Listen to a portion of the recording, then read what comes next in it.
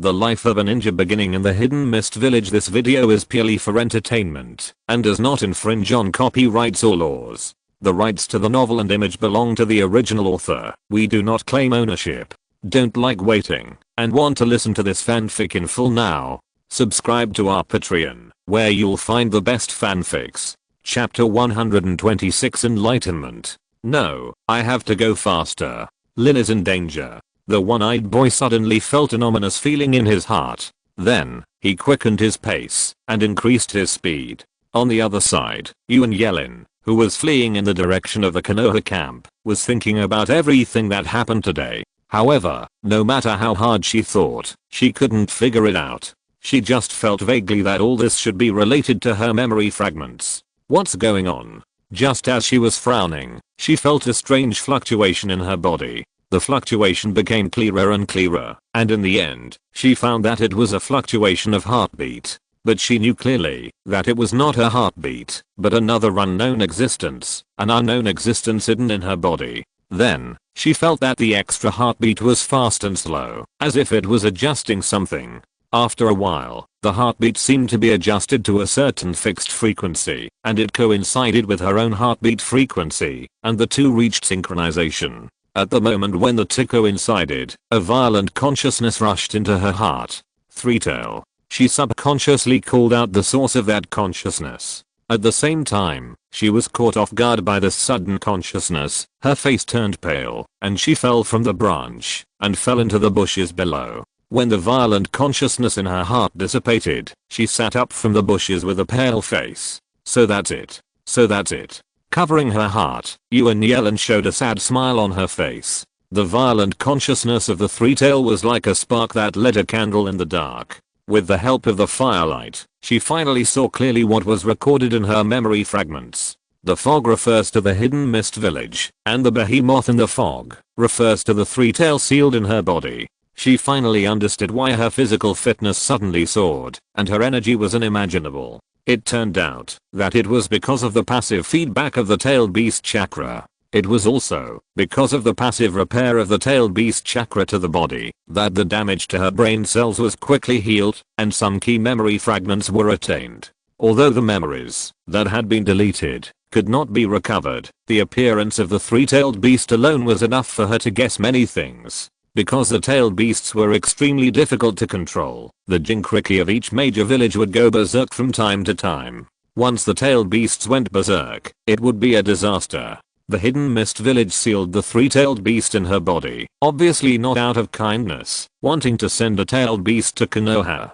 They wanted to send back a Jinkriki who could go berserk at any time. No wonder they chased me so hard, but didn't kill me, and deliberately blocked our way back to the Konoha camp.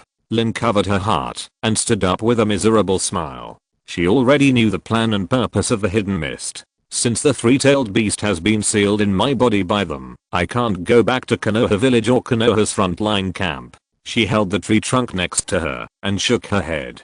As long as the three-tailed beast was still on her body, she was a knife in the hands of the Hidden Mist Village and could kill the defenseless Konoha compatriots at any time. She couldn't go back. Thinking of this, she took out a kunai from the ninja bag on her waist and pointed the tip of the kunai at her throat. Goodbye, Kakashi. Just as she was trying hard to stab the kunai into her throat, the muscles in her hands suddenly froze, and the tip of the kunai just stopped outside her skin, just a little bit away from piercing in. Why don't you even give me a chance to commit suicide? The little girl burst into tears and sat on the ground with a look of despair. Just as Yuan Yelin tried to commit suicide, a white face slowly emerged on the tree trunk above her head. It was the white Zetsu who had been secretly following her.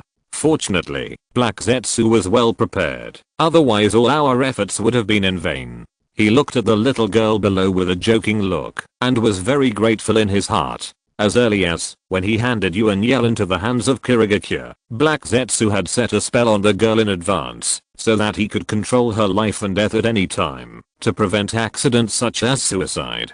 Now it seems that Black Zetsu's move was really foresighted. Then, he took another look at the desperate little girl, and White Zetsu slowly hid in the tree trunk, and continued to monitor secretly. On the hill, King was also scared to death when he saw Lin preparing to commit suicide.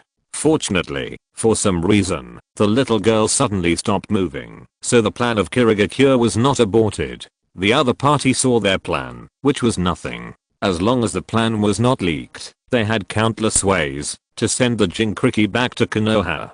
But if the Jinkriki died suddenly, there would be nothing they could do. At the same time, Kakashi took his clone, while attracting the attention of many Kirigakure ninjas through counterattacks, and tried his best to guide them away from Lin.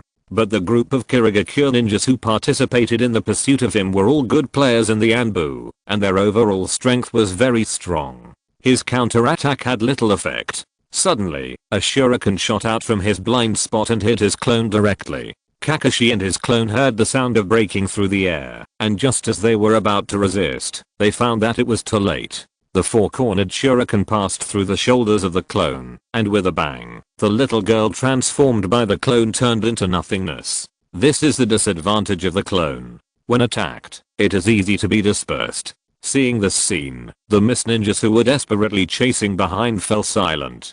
After a short silence, the Mist ninja team quarreled. This bastard kid. He actually used the clone to fool us. Someone was furious. Kill him. Must kill him. Someone showed naked killing intent without concealing it. Hey, the boss said. This kid can't be killed. Someone still kept his reason and comforted. Who cares about him so much? Kill this kid first. Someone couldn't bear it anymore and rushed straight up. The original task of driving away was going well, but for some reason, Kakashi and the others suddenly turned around and rushed through the gate, which made them very angry. Now, after chasing for a long time, they found that one of them was transformed by the clone. How can they not be angry when they lost the target? Come on. Seeing the Mist ninja rushing up rashly, Kakashi quickly formed a set of hand seals. Along with the harsh and noisy sound of birds, a cluster of lightning suddenly appeared in his right hand. With the help of a tree trunk, he suddenly turned around, dragging the dazzling lightning, and rushed towards the many Mist ninjas behind him. Lightning release. Chidori, I have been wondering, with so many people present, why did Haranorin have to choose Kakashi to commit suicide? What a trap.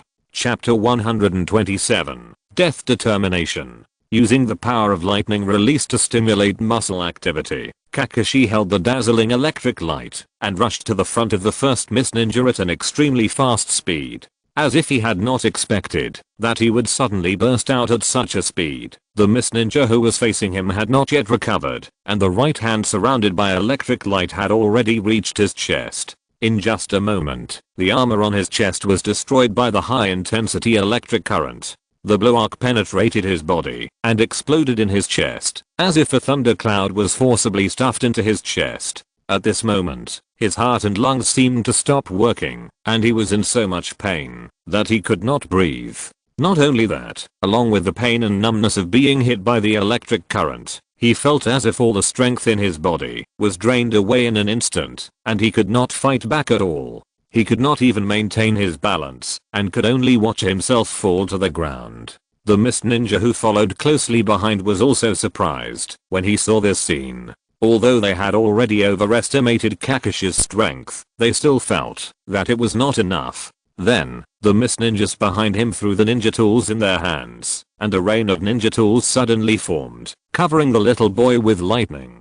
Kakashi did not dodge, but just slightly dispersed the electric beam in his hand, expanding the range of the arc and blocking the arc in front of him. From a distance, it looked like a dandelion umbrella held in his hand. The raindrops of ninja tools that shot over were all blocked by the fluff of the dandelion, and for a moment, they could not hurt him at all. A few meters away, in the blink of an eye, he broke through the coverage of the ninja tool rain, and Kakashi flashed through the crowd with lightning, like a meteor. However, the Mist ninjas who had already seen the power of the lightning in his hand made preparations early. Although many people were still shot down this time, most of them could still barely stand up, and did not completely lose their combat effectiveness. Only 3 or 4 unlucky guys were seriously injured by the high voltage current, and could not stand up at all. Kakashi, who broke through the blockade with the help of lightning, dispersed the arcs on his hands, leaned against a big tree, and looked at the Mist ninjas cautiously while breathing heavily. Sure enough, is protracted warfare my weakness? He smiled bitterly. His chakra volume is not outstanding among ordinary ninjas, and he is not the type with a large volume. And the Chidori is not an ordinary move, and the consumption of chakra is a bit serious, and his left Sharingan, because he is not a member of the Uchiha clan, it takes more energy to use it. Finally, coupled with his underage body, the chakra volume is also extremely limited. Long-term combat is extremely disadvantageous for him. On the other side, Yuan Yelin was in a state of dismay because of the failed suicide. She didn't know what the situation was, but she knew that someone must have done something to her. The other party didn't want her to die. But the more this happened, the more she believed that her death would definitely completely destroy the conspiracy of the mist. She longed for death. Then, she mustered up her courage, stood up again, stuck the kunai in the tree trunk, and let the tip face outward. This way, I can finally die. Looking at the cold and sharp edge, she showed a relieved smile on her face, then straightened her chest and rushed forward. At the moment, when the kunai was about to pierce her chest, the muscles of her whole body stiffened again inexplicably, and she stopped in front of the tip of the kunai. On the top of the tree trunk, Beizetsu's face appeared again, but there was a hint of mockery on his face. Below, Lin, whose limbs were stiff and unable to move, stopped in front of the tip of the kunai and was heartbroken. Suicide. Failed again. Why? Tears kept flowing down, and her heart was at a loss. She really had no other choice. The enemy would not kill her, and even her chance to commit suicide was deprived. She really couldn't think of a way to kill herself. Kakashi, Obito, what should I do? The stiffness of her whole body gradually failed. She regained control of her body and sat down on the ground dejectedly. Kakashi. At this moment, she suddenly realized something. The enemy would not kill her, and she could not commit suicide, but there was still someone who could kill her. Kakashi. If she took the initiative to ask Kakashi to kill her, Kakashi would definitely not agree. Therefore, she could not directly make such a request to Kakashi, let alone make him wary and have any defense. Thinking of this, a look of determination flashed across her face. Then, she wiped her tears, stood up, looked in the direction where Kakashi had just left, and followed him straight. Why did that little guy chase after him again? Seeing that Yuan Yelin was approaching Kakashi's position, King was confused. She should be worried about that little brat named Kakashi and wanted to go over to help, right? Looking at the figure approaching the battle group, Meditarumi said with mixed feelings. She remembered the time when Nanoshuang encountered Orochimaru on the battlefield in the west. At that time, she was just like this girl, knowing that she was no match for the enemy, but still wanted to help. Zabuza remained silent, his attention still on Kakashi who was fighting with the Mist Ninjas. He never cared about the feelings of his enemies. Beside him, Nanoshiro sighed secretly, no longer paying attention to the movements of the two, but searching around with his eyes. Because he had already guessed the result. Soon, not far from the battlefield of the Mist Ninjas and Kakashi, he saw another figure approaching rapidly. Although it was far away, and he could not see clearly, he could still roughly guess the identity of the person. Uchiha Obito, who had deceased in the Battle of Kanabi Bridge, had arrived. On the other side, although Zetsu transformed into a Mist Ninja Ranbu, he did not join the battle group that surrounded Kakashi, but quietly hid aside. He did not care whether he could drive Haranorin into Konoha village and let the three-tail run wild inside. He only cared whether Uchiha Obito could see the three-tail run wild and Haranorin's death. Let Obito witness the darkness and cruelty of this world with his own eyes. Therefore, he only needs to hide quietly aside and grasp the opportunity to trigger the seal as a Mist Ninja. And now, he has received telepathic messages from the nearby White Zetsu and has learned that Obito is about to enter the battlefield. The good show is about to begin, little Obito. A meaningful smile appeared on his face. In the dense forest, Kakashi fought and retreated, but his physical strength was getting worse and worse. In addition, the overall strength of this group of Mist Ninjas was relatively strong, and the situation was getting worse and worse. Soon, he was forced to the seaside. Looking at the Mist Ninjas who were surrounding him, he formed a group of hand seals without fear, and gathered the remaining chakra to his right hand. Along with the chirping of birds, a cluster of dazzling lightning burst out from the palm of his right hand again. Perhaps, this is my last Chidori. Looking at the arc jumping on his palm, he smiled self-deprecatingly. I don't know if Lin escaped or not. I hope she won't be too sad when she sees my body in the future. Then, taking advantage of the smoke screen left by the explosion on the field, the boy, reflected in the cold blue-white light of the electric arc, rushed forward to the nearest Miss Ninja. Just when he was about to finish off his opponent with the electric arc in his right hand, a familiar figure blocked in front of him with the instant body technique. Puff. An inaudible sound of flesh tearing mixed with the noisy bird calls, and the boy's right hand holding the electric arc pierced through the chest of the person who came. I thought about it for a long time, and finally made up for the reason why Lin chose to die in Kakishi's hands. It's just that her choice was a bit of a pit. Kakashi blamed himself for half his life.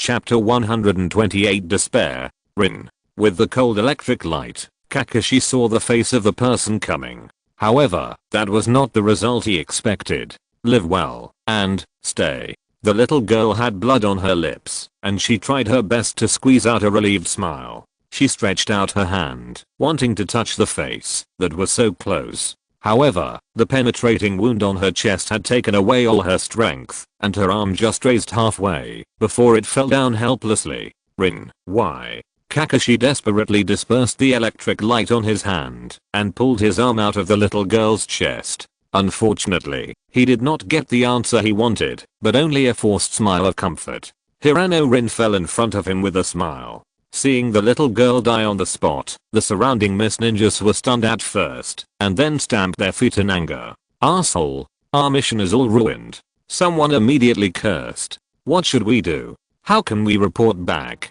Some people began to worry about the aftermath. The three-tailed beast on Hirano Rin's body is the core of the entire mission. Her death was tantamount to completely destroying Kirigakure's strategic plan. No one present could bear this responsibility. Zetsu, who was hiding in the dark, was also surprised when he saw this scene. Perhaps, this result is more shocking than me directly causing the three-tail to run wild. He slowly revealed his half-black and half-white original body and looked at the edge of the battlefield, his eyes full of teasing. Because the audience for whom he carefully rehearsed this play, Achihara, had arrived. Although this ending was completely beyond his expectations, there was no change in the death of Hirano Rin. Achihara happened to witness this wonderful moment. What surprised and excited him even more was that Hirano Rin died at the hands of Kakashi, at the hands of Obito's best friend. Compared with his original plan, to let the three-tail run wild and kill him, this result better reflects the cruelty of war and the darkness of this world. It can be said that he is more satisfied with this ending. On the other side, the anxious one-eyed boy had just rushed into the battlefield and saw from afar the scene where Kakashi's Chidori pierced through Hirano Rin's chest. And he was the only audience for this drama that Zetsu carefully arranged. Achihara, Kakashi's former companion, best friend, the owner of the Sharingan, and Hirano Rin's admirer. No, no, no, he roared heartbreakingly, but he could not turn back time and return all this to nothingness. He could only watch Hirano Rin fall to the ground. At this moment, he resonated with the two Sharingans on Kakashi's body. In a trance, Obito seemed to see himself killing his lover with his own hands. At first, the joy and happiness of reunion disappeared quietly, leaving only endless regret and despair. Then, he felt as if some shackles in his mind were opened, and a large amount of chakra poured into the remaining Sharingan, and the red eyes with two black Magatama appeared. New changes. A new black Magatama emerged, forming a balance with the previous two, and spun rapidly around the pupil. It spun faster and faster, and finally three Magatama turned into a shuriken, imprinted in the eyes, and finally stabilized. A Manjaki Sharingan was born. At the same time, Kakashi's Sharingan, which resonated with Obito's Sharingan, also underwent the same changes. However, he had been fighting for a long time and was exhausted, and there was not much chakra left. The change of the Sharingan completely drained the last bit of strength from him. In the end, he could only look at the comforting smile on the little girl's face in front of him, and fell down unwillingly. At the same time, except for Nanashi, the other people on the hill, who saw this sudden scene were all shocked. Especially Terumi Mei, who mistakenly thought that Hirano Rin was returning to support, was even more confused and completely confused. She couldn't understand why the other party would commit suicide and die in Kakishi's hands. Why is this happening? She looked at Qishuang, who still looked calm. Qishuang sighed and said slowly, she should have guessed our plan, so she chose to commit suicide. That's impossible. Hearing this, King immediately denied his words and continued. The three commanders once said that in order to secretly send the Three-Tails Jinchuriki back to Konoha village, they deliberately erased the girl's memory of the past few days. And we never told her about the relevant plan. She couldn't have guessed it. The masked young man shook his head desperately and denied it. But Captain, you all overlooked a very crucial thing. Qishuang sighed again. Hearing this, King and the other two all cast inquiring eyes. Three-Tail. Looking at the fallen girl, Nana Frost continued, you all ignored the Three-Tail. Even if the Three-Tail won't reveal our plan to it, the tail beast and the Jinchuriki coexist as one, and it is difficult to completely cut off the connection between the two with just the seal. As long as she is aware of the existence of the Three-Tail, many things can be guessed naturally. And how long do you think it will take for her to be aware of the existence of the Three-Tail? After saying that, he looked at the three people and spread his hands helplessly. After hearing his words, King was speechless for a moment. Until this moment, he finally understood that the biggest loophole in the entire plan of the Hidden Mist Village was the Three-Tail itself. Even if it didn't say anything, it only needed to break the seal and let the Jinchuriki notice its existence, which was enough to expose everything. But the Three-Tail was just a tool for them to use, and they were not of the same mind as them. It was impossible to let the Three-Tail stay in the Jinchuriki's body without causing trouble. The top leaders of the Hidden Mist Village made a mistake. Look, there's a fight down there again. Zabuza, who was still paying attention to the battlefield below, discovered something unusual. Not long after the death of the Three-Tails Jinchuriki, a guy in a black cloak rushed into the battlefield. Because he was far away, he couldn't see the specific appearance of the man. He could only compare the figure of the man with the surrounding mist ninjas and barely judge that it was a young child or a short guy. He plunged into the encirclement of the mist ninjas and rushed directly to the place where Kakashi and the other fell. Many mist ninjas along the way immediately set up a counterattack when they found the stranger who suddenly broke in. But the strange thing was that the guy shrouded in a black cloak, like a phantom, went straight through their weapons and the human wall. If they hadn't seen him counterattack from time to time and knock down several companions, they would have even thought that they were under someone else's illusion, and that what they saw was all illusions. Stop him! The mist ninja shouted loudly. Unfortunately, no matter how hard everyone tried, they still couldn't hurt him at all. Instead, many companions were injured by their own people. You all deserve to die. You all deserve to die. An extremely creepy voice came from the black cloak. That undisguised hatred and murderous intent, released wantonly, like the voice of a devil crawling out of hell. Even the murderous mist ninjas couldn't help but shudder after hearing this voice. Then, everyone noticed that a very violent chakra aura burst out from that person, and then a huge tree trunk grew out of that person.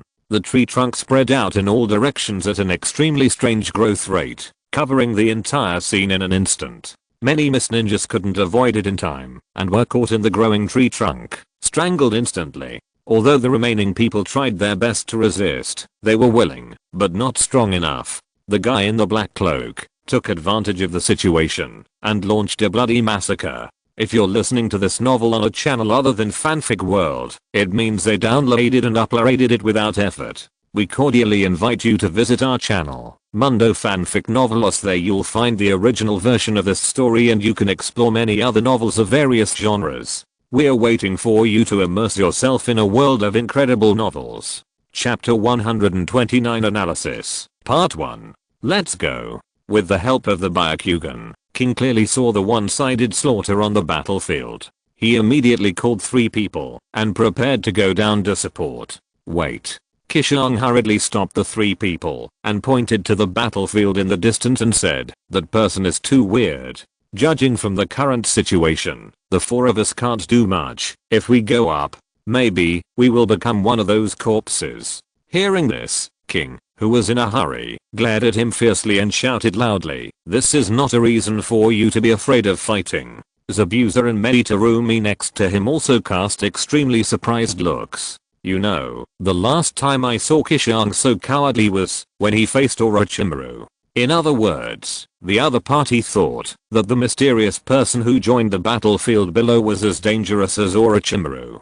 Qishuang smiled bitterly and shook his head, looking at the battlefield, and continued, "You all saw the situation below. It was a one-sided massacre. If we rush forward rashly, I'm afraid the consequences are hard to predict. Instead of dying in vain, it's better to use your Byakugan to observe from a distance first. Let us analyze the situation, and then make targeted preparations." As he said that, he pointed to the right eye of the Blue leader, and made a sincere exhortation. Although he couldn't see the face of the mysterious man on the battlefield from a long distance, he knew very well that it must be Uchiha Obito. At this moment, the death of Yuan Yelin completely angered him. With the help of the Mangekyo Sharingan and the half-body Hashirama cells, Uchiha Obito was like a beast with an invincible aura and a runaway aura. He would kill gods and buddhas. He would tear everything he saw into pieces and slaughter all life. Nana Shuang was fine, as she knew some of the opponent's details, and might be able to hold out for a few more moves, but the three of them, led by King, knew nothing about it. Rushing forward rashly was no different from committing suicide. As a result, the entire team was definitely wiped out. On the battlefield, the massacre continued. With every second that passed, a fellow mist ninja fell down. But Nana Shuang stopped him here, and he couldn't get any reinforcement. King was anxious, and fidgeted like an ant on a hot pot. But he knew very well that what this little subordinate said was true. Therefore, he had to suppress his anger and impatience. After a long breath of foul air, he loosened his clenched fists, and once again cast his Byakugan's pupil power on the battlefield, and told the three people, "I will tell you everything I saw. You should analyze the intelligence of that person carefully." In the end, he chose to follow Nana Shuang's advice, observe and analyze first, and then make plans. On the other side, Uchiha Obito on the battlefield was bloodshot. Blood dyed the ground and clothes red. The blood that flowed all over the ground even gathered into blood pits in the low-lying areas. He used every method he could think of to kill the group of mist ninjas who killed Lin. Beheading, dismembering, and killing with fists. He used every possible means. There was not even a complete corpse on the entire battlefield. Only the remains of limbs and internal organs were left on the ground. There was nothing else in his heart, except hatred and killing. When he hammered a last person to death and there were no living things in his sight, he stopped his movements woodenly, stood up from a pile of muddy flesh and blood, and searched for something on the battlefield woodenly. It was not until he saw a familiar figure lying in a pool of blood that a trace of life appeared in his dead eyes. On the hilltop, King tried his best to suppress the discomfort in his heart, forcing himself to watch the process of the man killing all his companions in detail, and repeated it to his three subordinates in detail. He dared to swear that he had never seen such a cruel slaughter in his life. Even though he had experienced the battle between Konoha and Iwagakure in the western battlefield last time, thousands of people were killed and injured on both sides, but he was not as shocked as the battlefield with dozens of people. It's not that he had never seen dead people before, but it was the first time he had seen such a cruel and bloody killing. Even in the Kirigakure, where killing was common, there had never been such a cruel scene.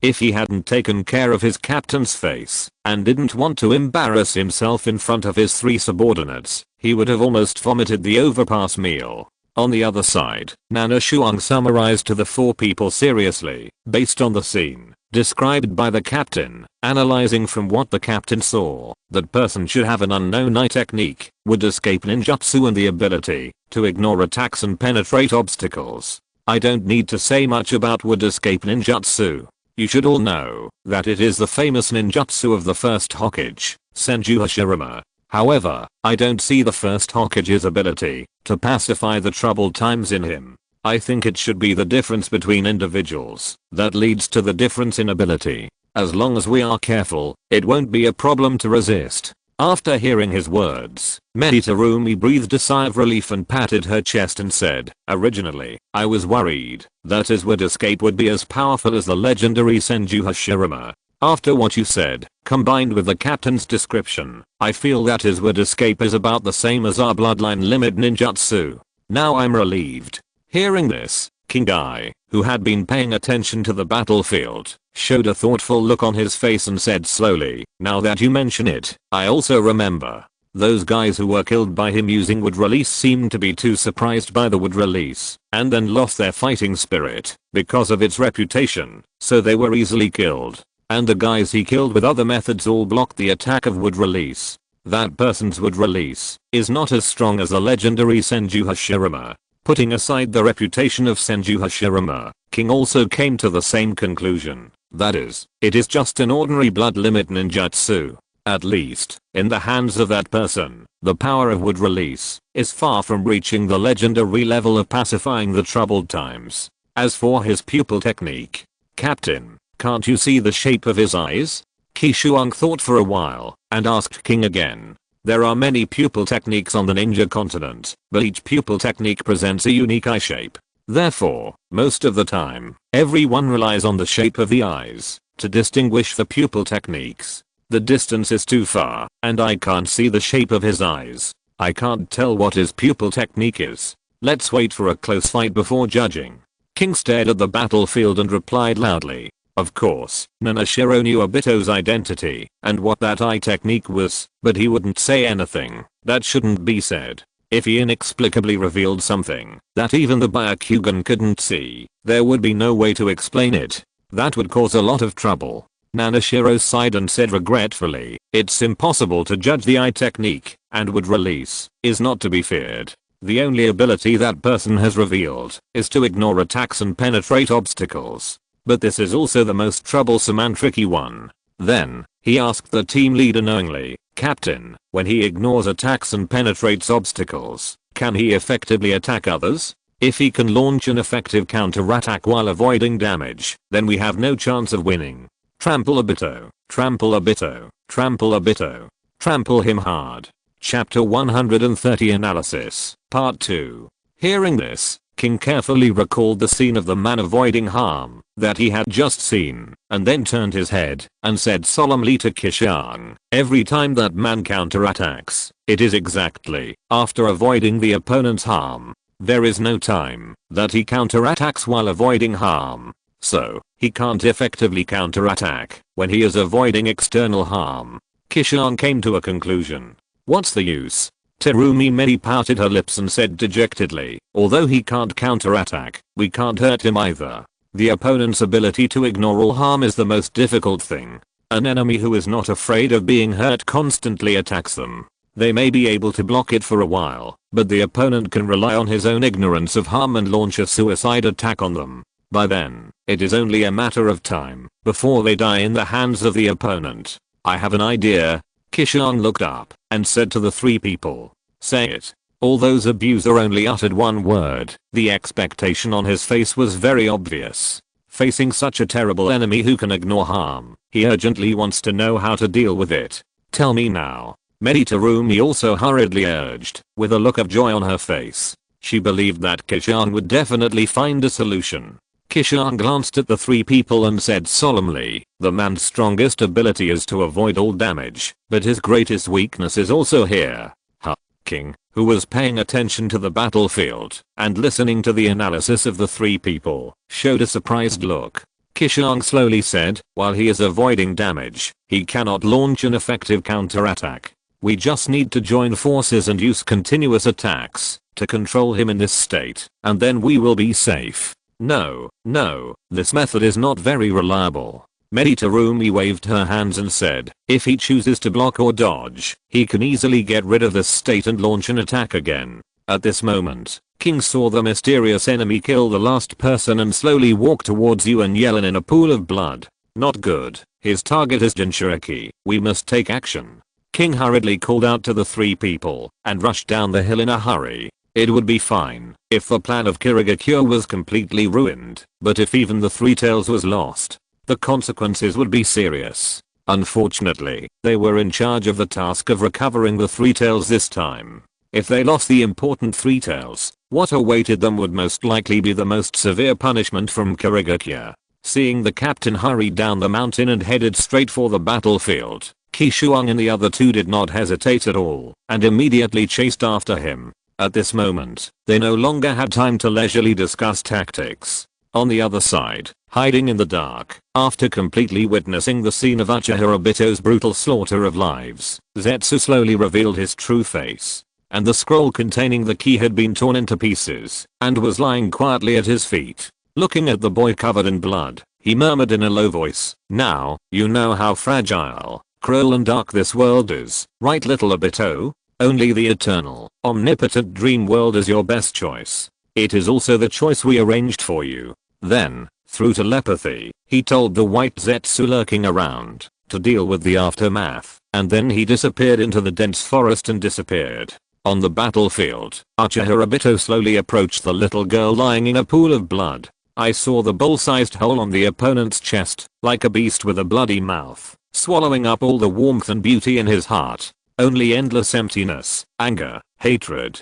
He felt like he had come to hell. A living hell. "Get off me, I want to be alone with Lin for a while," he whispered to the white Zetsu attached to him, and slowly squatted down, ready to pick up the little girl. "That won't do." He heard the white Zetsu on him continue. "My companions around me sent me a message through telepathy, and 4 more Mist Ninjas are coming. One of them has the Byakugan of the Hyuga family, which has the ability to see through things from a distance.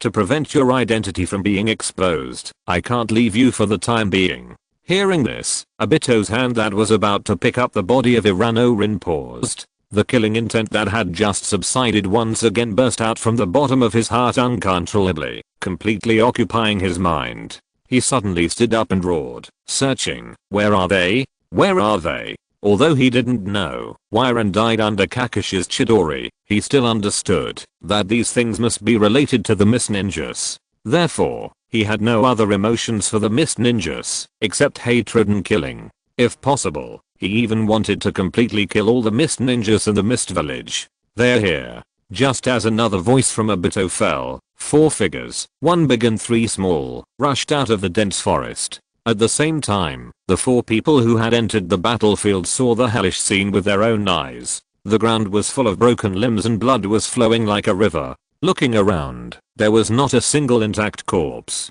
It looked like it had been eaten by wolves. It was extremely miserable. King was lucky because he had seen it once before on the hilltop. Seeing this scene, he did not show any abnormality. But Terumi Medi and the other 2 were miserable. Even though they had been on the battlefield for a long time, it was the first time for them to see such a tragic scene. The white broken bones and muddy meat were scattered all over the ground, the red blood was flowing quietly, and the air was filled with a strong smell of blood. Even for ninjas like them who did not have a special sense of smell, they felt that the strong smell was enough to suffocate. Terumi Medi patted her chest in a hurry and rubbed her stomach. She felt that she would vomit at any time. Her stomach was churning, and she was about to lose control. Nanashiro and Zabuza next to him were not much better. Their stomachs cramped, and they felt very uncomfortable. Using the Byakugan, King carefully looked at the mysterious one-eyed man with a whirlpool-shaped head, and frowned and asked, "When did the Uchiha family learn the wood-release ninjutsu of the first Hokage?" The other person's whole body seemed to be covered with something special, and he couldn't see what it was, but with the remote insight of the Byakugan, he easily saw the red pupil and the special mark like a black shuriken in the other person's one eye. It was a pupil technique very similar to the Sharingan, but it was obviously different from the Sharingan's Magatama mark. Combined with the information he had read about the Sharingan, he immediately recognized that it was the sublimation product of the Sharingan, the Mangekyou Sharingan. And considering the importance of the Mangekyou Sharingan to the Uchiha family, it is very unlikely that it is lost outside. In other words, the mysterious one-eyed man is a member of the Uchiha clan. Chapter 131 Fierce. He's from the Uchiha clan. Terumi exclaimed. Zabuza carefully put down the amber purifying bottle and slowly drew out his short sword. He also looked as if he was facing a formidable enemy and asked in confusion, "When did the Uchiha clan produce such a powerful person? How come we haven't heard any news about him?" Even Konoha village couldn't find a few people who could kill so many of them in one breath. Logically, such a strong man should have been the focus of attention of Kirigakure, but in fact, they couldn't find this person in the list of strong men given by the intelligence department. Even if the intelligence department was lazy, it would not miss such important information. Moreover, such a strong man must have a life track in Konoha. No matter how incompetent the intelligence department is, they can't find him in a day or a month, but they can't find him in a year or even several years. Then there is only one explanation left, that this person has only become so strong recently. Looking at the one-eyed man whose black windbreaker was stained with blood, King said solemnly, "I saw his eyes clearly. That's the Mangeki Sharingan." As he spoke, he gently took 2 steps and carefully took a defensive posture. Mangekyo? Terumi and Mei were very surprised, and finally understood why the captain said that the man was from the Uchiha clan. The Uchiha clan rarely leaked even ordinary Sharingan, and the more precious Mangeki Sharingan was even more impossible to leak. Therefore, the possibility that the other party was from the Uchiha clan was very high. On the other side, White Zetsu, who possessed Uchiha Obito, telepathically communicated, "They have already discovered your origins. If they continue to investigate, they may find out your true identity. So what?" Uchiha Obito glanced at the 4 people opposite him without caring, and suddenly said angrily, "They must all die today. They must all die." Before he finished speaking, he kicked the ground to pieces and rushed towards Nanashiro and the other 4. "Zabuza and I will attract his attention. Nanashiro and Mei, you 2 go to retrieve the body of the Jinchuriki." After giving the order without hesitation, King immediately took the lead to meet him.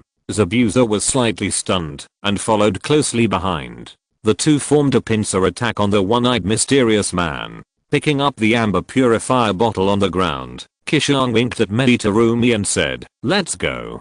But, looking at the 2 figures heading towards the one-eyed mysterious man, Terumi worriedly said, "Will it be too dangerous for the captain and the other 2 to deal with it?" Not daring to waste time, Qishuang took her hand and ran out immediately, saying, "I told you on the way before that when that person uses that special ability, he cannot launch an effective counterattack. As long as everyone keeps him in this state, there will be no danger. What's more, now that the Jinchuriki is dead and the seal has collapsed, if we wait a little longer, the 3 tails will be completely dead and dissipated, and it will be impossible to recover it, especially with such a dangerous guy next to him." After that, he gave a signal glance at the one-eyed man covered in blood. Seeing that Terumi did not refute, Nanashiro let go of her hand and continued, "I don't need to say more about the importance of the 3-tail. If we lose it, I'm afraid all 4 of us will be guilty of death. That's fine, but if the 3-tail falls into the hands of the enemies of the Hidden Mist Village, have you thought about the consequences? So, the most important task right now is to quickly reseal the 3-tail and then go back to deal with this dangerous guy." As he said this, he gently patted the amber purifying bottle on his back. Hearing this, Terumi's eyes were no longer confused. She looked at the body of the little girl on the ground with a firm look on her face. Compared to the safety of her companions, she was more worried about the safety of the Hidden Mist Village. Protecting their homeland is the duty of every Mist Ninja and the meaning of their existence. Rushing towards the 4-person formation of 2 in front and 2 behind, Uchiha Obito made a few seals, and then the ground collapsed, and the rocks cracked in front of him, and a huge tree root broke out of the ground. Would release Hell's chaos. Those huge tree roots that broke out of the ground were like earth dragons as thick as buckets, stirring the earth into pieces, and like a frenzied herd of beasts, rushing towards the 4 people. For a moment, the power was unparalleled, shocking everyone to stop. And he himself was fearless, and plunged into the thorny woods, without slowing down at all, like a gust of wind. Those thorny wood thorns passed through his figure, without causing him any trouble or obstacles at all. It was as if he did not exist at all, like an illusory shadow, without substance. On the other hand, although they had long determined that the opponents would release ninjutsu was far inferior to the first generation, they still felt pressured when facing this legendary blood limit. The huge roots that spread wildly, exuding a frenzied and violent aura, involuntarily gave people a thought that they could not resist. Suppressing the fear in his heart, King pulled Zabuza back repeatedly and quickly made a set of seals. After taking a deep breath, he spit out several water balls in front of him. Water style, iron cannon bombs. The water balls swelled in the wind and suddenly became the size of millstone. One after another, they smashed towards the thorns coming from the front. There was only a crackling sound. Many huge tree roots were broken by the high-pressure water bombs. The spread of thorns was temporarily curbed, but that was all. The thorns on the ground were still spreading wildly. Although several consecutive water bombs broke some wood roots, they quickly grew new wood butts and continued to expand due to the growth characteristics of wood style. Fortunately, the two did not take it lightly. Instead, they took this opportunity to escape from the ravages of the thorn bush. When the area of 10 meters was completely covered, the huge wood roots and thorn bushes stopped growing. What should we do? It's hard for us to even get close to him. Looking at the one-eyed man who passed through the thorn bush without any hindrance, Zabuza couldn't help but say something dejected. "Why are you panicking?" King gave him a fierce look and then looked at the figure who was walking through the thorn bush as if nothing happened and said, "Although it's hard for us to get close to him, isn't he offering himself to us?" As soon as he finished speaking, he saw that the man had already rushed out of the thorn bush. "Be careful, Obito." White Zetsu, who was possessed by Uchiha Obito, said telepathically, "These people don't seem to be afraid of your wood release at all. They probably saw through that your wood release is not as good as the first Hokage. If you want to use wood release again, just like you killed the group of Mist Ninjas before, and kill these 4 people by surprise, I'm afraid it will be a bit troublesome. Remember to be careful." The possessed White Zetsu once again reminded solemnly. "So what? All the Mist Ninjas here today must die?" Obito shouted, and with a crackling sound, several dark green branches pierced through his windbreaker and grew out from the right side of his body. He casually broke off 4 branches from his body and threw them out like javelins while running towards the 4 people opposite. Chapter 132 Weird. Seeing the 4 branches coming at him, Qishuang, who was still behind, warned loudly, "Don't make physical contact." That was the wood release cutting technique, which was similar to his ice killing with heavy rain, both of which expanded from the inside of the enemy's body, causing an irresistible killing effect. However, the principle of that wood release was the growth and expansion of trees, while the principle of his ice release was to use the characteristic of water freezing into ice and increasing its volume. Once hit, the injured will die in an extremely painful way. Even if they survive by chance, they will be damaged from the inside of their bodies. That is difficult to repair due to the expansion effect of this technique, becoming disabled. It can be said that this is a technique that will either kill or cripple a person, which is extremely terrifying. It is precisely because this technique is too cruel that Qishuang only used it once against Orochimaru after she mastered it and has always kept it as a trump card. King had already seen the effect of this technique with his Byakugan, so he had no intention of resisting it. He immediately dodged to the side and avoided the branches that were coming at him. Zabuza was slightly stunned, but chose to believe Nanashi's reminder and stepped aside instead of taking it head on. Dissolving style, dissolving monster technique. Terumi Mei directly formed a seal and sprayed a mouthful of dissolving mucus at the branch. The dark green branch plunged into the milky white mucus ball, like a bamboo stick suddenly inserted into a potato, and immediately lost its balance and fell to the ground from mid-air. Nanashi, who had been on guard, also gently avoided the branch without any delay. Seeing this, White Zetsu, who was possessed by Obito, reminded again, "It seems that they are really prepared. No matter how much preparation they have, they can't crack my main Gekkai Sharingan." Obito replied bitterly. He believed that no one could hurt him through this main Gekkai Sharingan, which was born because of Rin. Because he had escaped from this world without Rin through the Sai. Then, with the cover of 4 branches, he rushed to the front of the young ninja with the eye mask. King quickly took out a kunai from his waist and slashed it at the one-eyed man's neck. What frightened him was that the man didn't try to dodge his kunai. Instead, he came straight up to him like a madman and punched him in the chest. He looked like he was going to die together. Not good. King thought to himself that it was not good. He really didn't expect the other party to be so desperate right from the start. He just wanted to change his moves to dodge, but it was too late. His arm was longer than the man's. He first slashed the man's head with the kunai, but he didn't feel any force. The swirling face he slashed seemed like an illusion, and the kunai didn't scratch anything.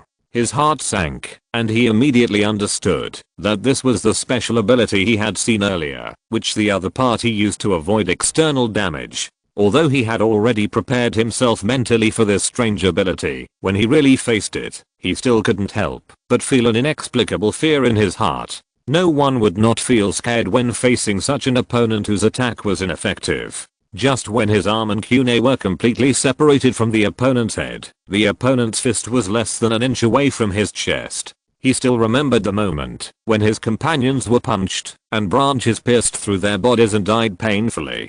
Go to hell, you damn mist ninjas. A childish voice full of hatred and anger came from the vortex-shaped face.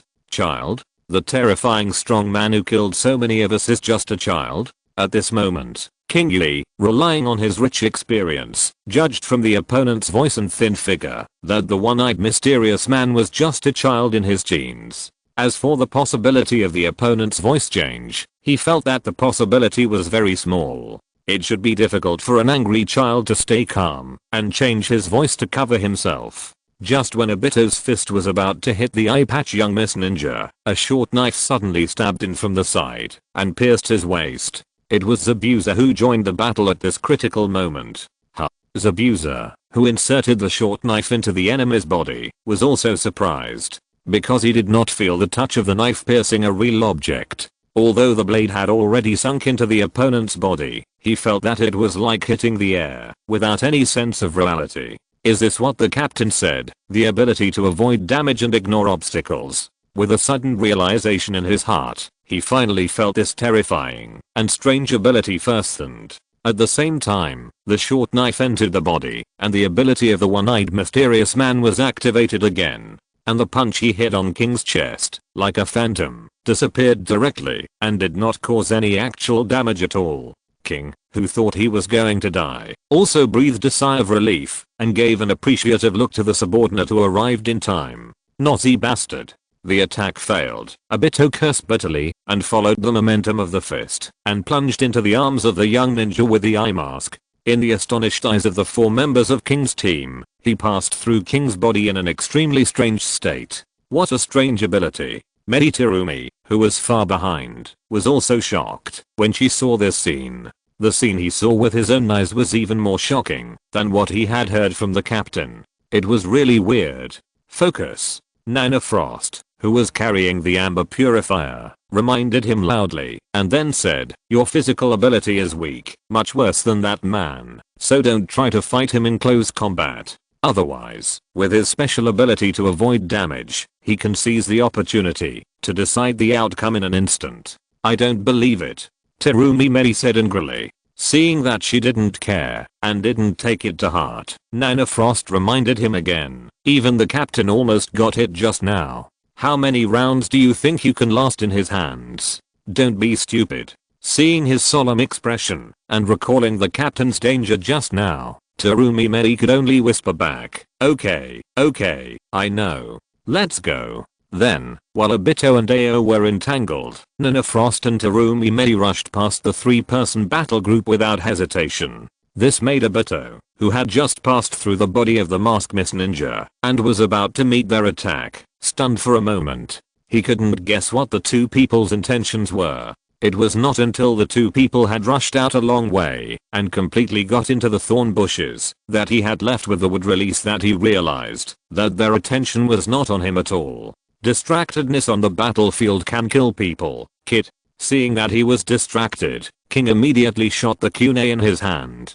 Unfortunately, the kunai passed through the opponent's body without any delay and shot at a corpse not far away and was ineffective. Chapter 133, Ineffective. Looking for death. Obito was extremely angry when he saw that his opponent was not killing him with one blow and was provoking him again without knowing the consequences. Then he swung his right arm and it immediately turned into a huge wooden root as thick as a bucket and shot towards the masked Miss Ninja. Unfortunately, his movement was too big and the size of the wooden root was too conspicuous, so King easily avoided the attack. Go to hell, go to hell, go to hell. The failure of the attack made Obito even more furious. He waved the wooden root transformed by his right arm like a whip and hit the 2 Miss Ninjas, one big and one small, who rushed up again. Boom boom boom. The thick whip missed and hit the ground, easily shattering the rocks and crushing the limbs on the ground again. There were even many corpses that were directly crushed into a pile of meat paste. Although they were forced to jump up and down by the wildly dancing wooden whip, King and the other man still avoided all attacks and once again got close to the one-eyed man. The two of them attacked from the left and right. King was faster. He held the kunai and chopped down the bloody, swirling head first. Damn it. Although he was very unwilling, Obito gritted his teeth and interrupted the control of the wood escape technique, pulled his right arm out of the huge root, and then activated the power of the Manjaki Sharingan. King's kunai once again passed through the illusory head without any delay. Oh, it's really troublesome. He couldn't help but sigh. Facing such an opponent whose attacks were ineffective, the feeling of having no place to use the power was really suffocating. After the kunai separated from his head, Obito once again swung his fist at the enemy in front of him. Just when he was about to hit the opponent, a short knife from the side stabbed his heart. Although the speed of the short sword was slower than his fist, if he wanted to kill the eye mask Miss Ninja by force, he would definitely not have time to avoid the fatal blow of the short sword. As a last resort, he had to give up the opportunity to kill his opponent and once again activated the power of the Manjaki Sharingan. The fist hit the man's body, but there was no actual effect. The short sword that was inserted into his heart also had no effect. He was like a phantom, using the power of his fist to pass through the body of the eye mask Miss Ninja and rushed forward for a distance, temporarily widening the distance from his opponent. After Zabuza realized that the short sword attack was ineffective, he quickly restrained the sword. Because when the man avoided the attack of the two of them, it also meant that his sword stabbed the blow leader on the other side. Boom. Although they restrained their respective attacks, the momentum of the two people's attack could not be completely stopped, and they immediately collided. Both sides returned empty-handed again. Damn it, damn it, damn it. Looking at the two people, Obito, who had left the battle group, became more and more murderous. It seems that they have even prepared a way to deal with your Manjaki Sharingan ability. The white Zetsu who possessed him sighed. Obito's ability to avoid damage is very special. It played an unexpected role in the previous massacre, which led to such a horrible result. However, the same special ability did not have the same surprising effect as before on these people in front of him, and their counterattacks failed again and again. This is obviously not accidental. These people have obviously prepared corresponding tactics and strategies. It is not so easy to kill these four people easily with the special ability of that as before.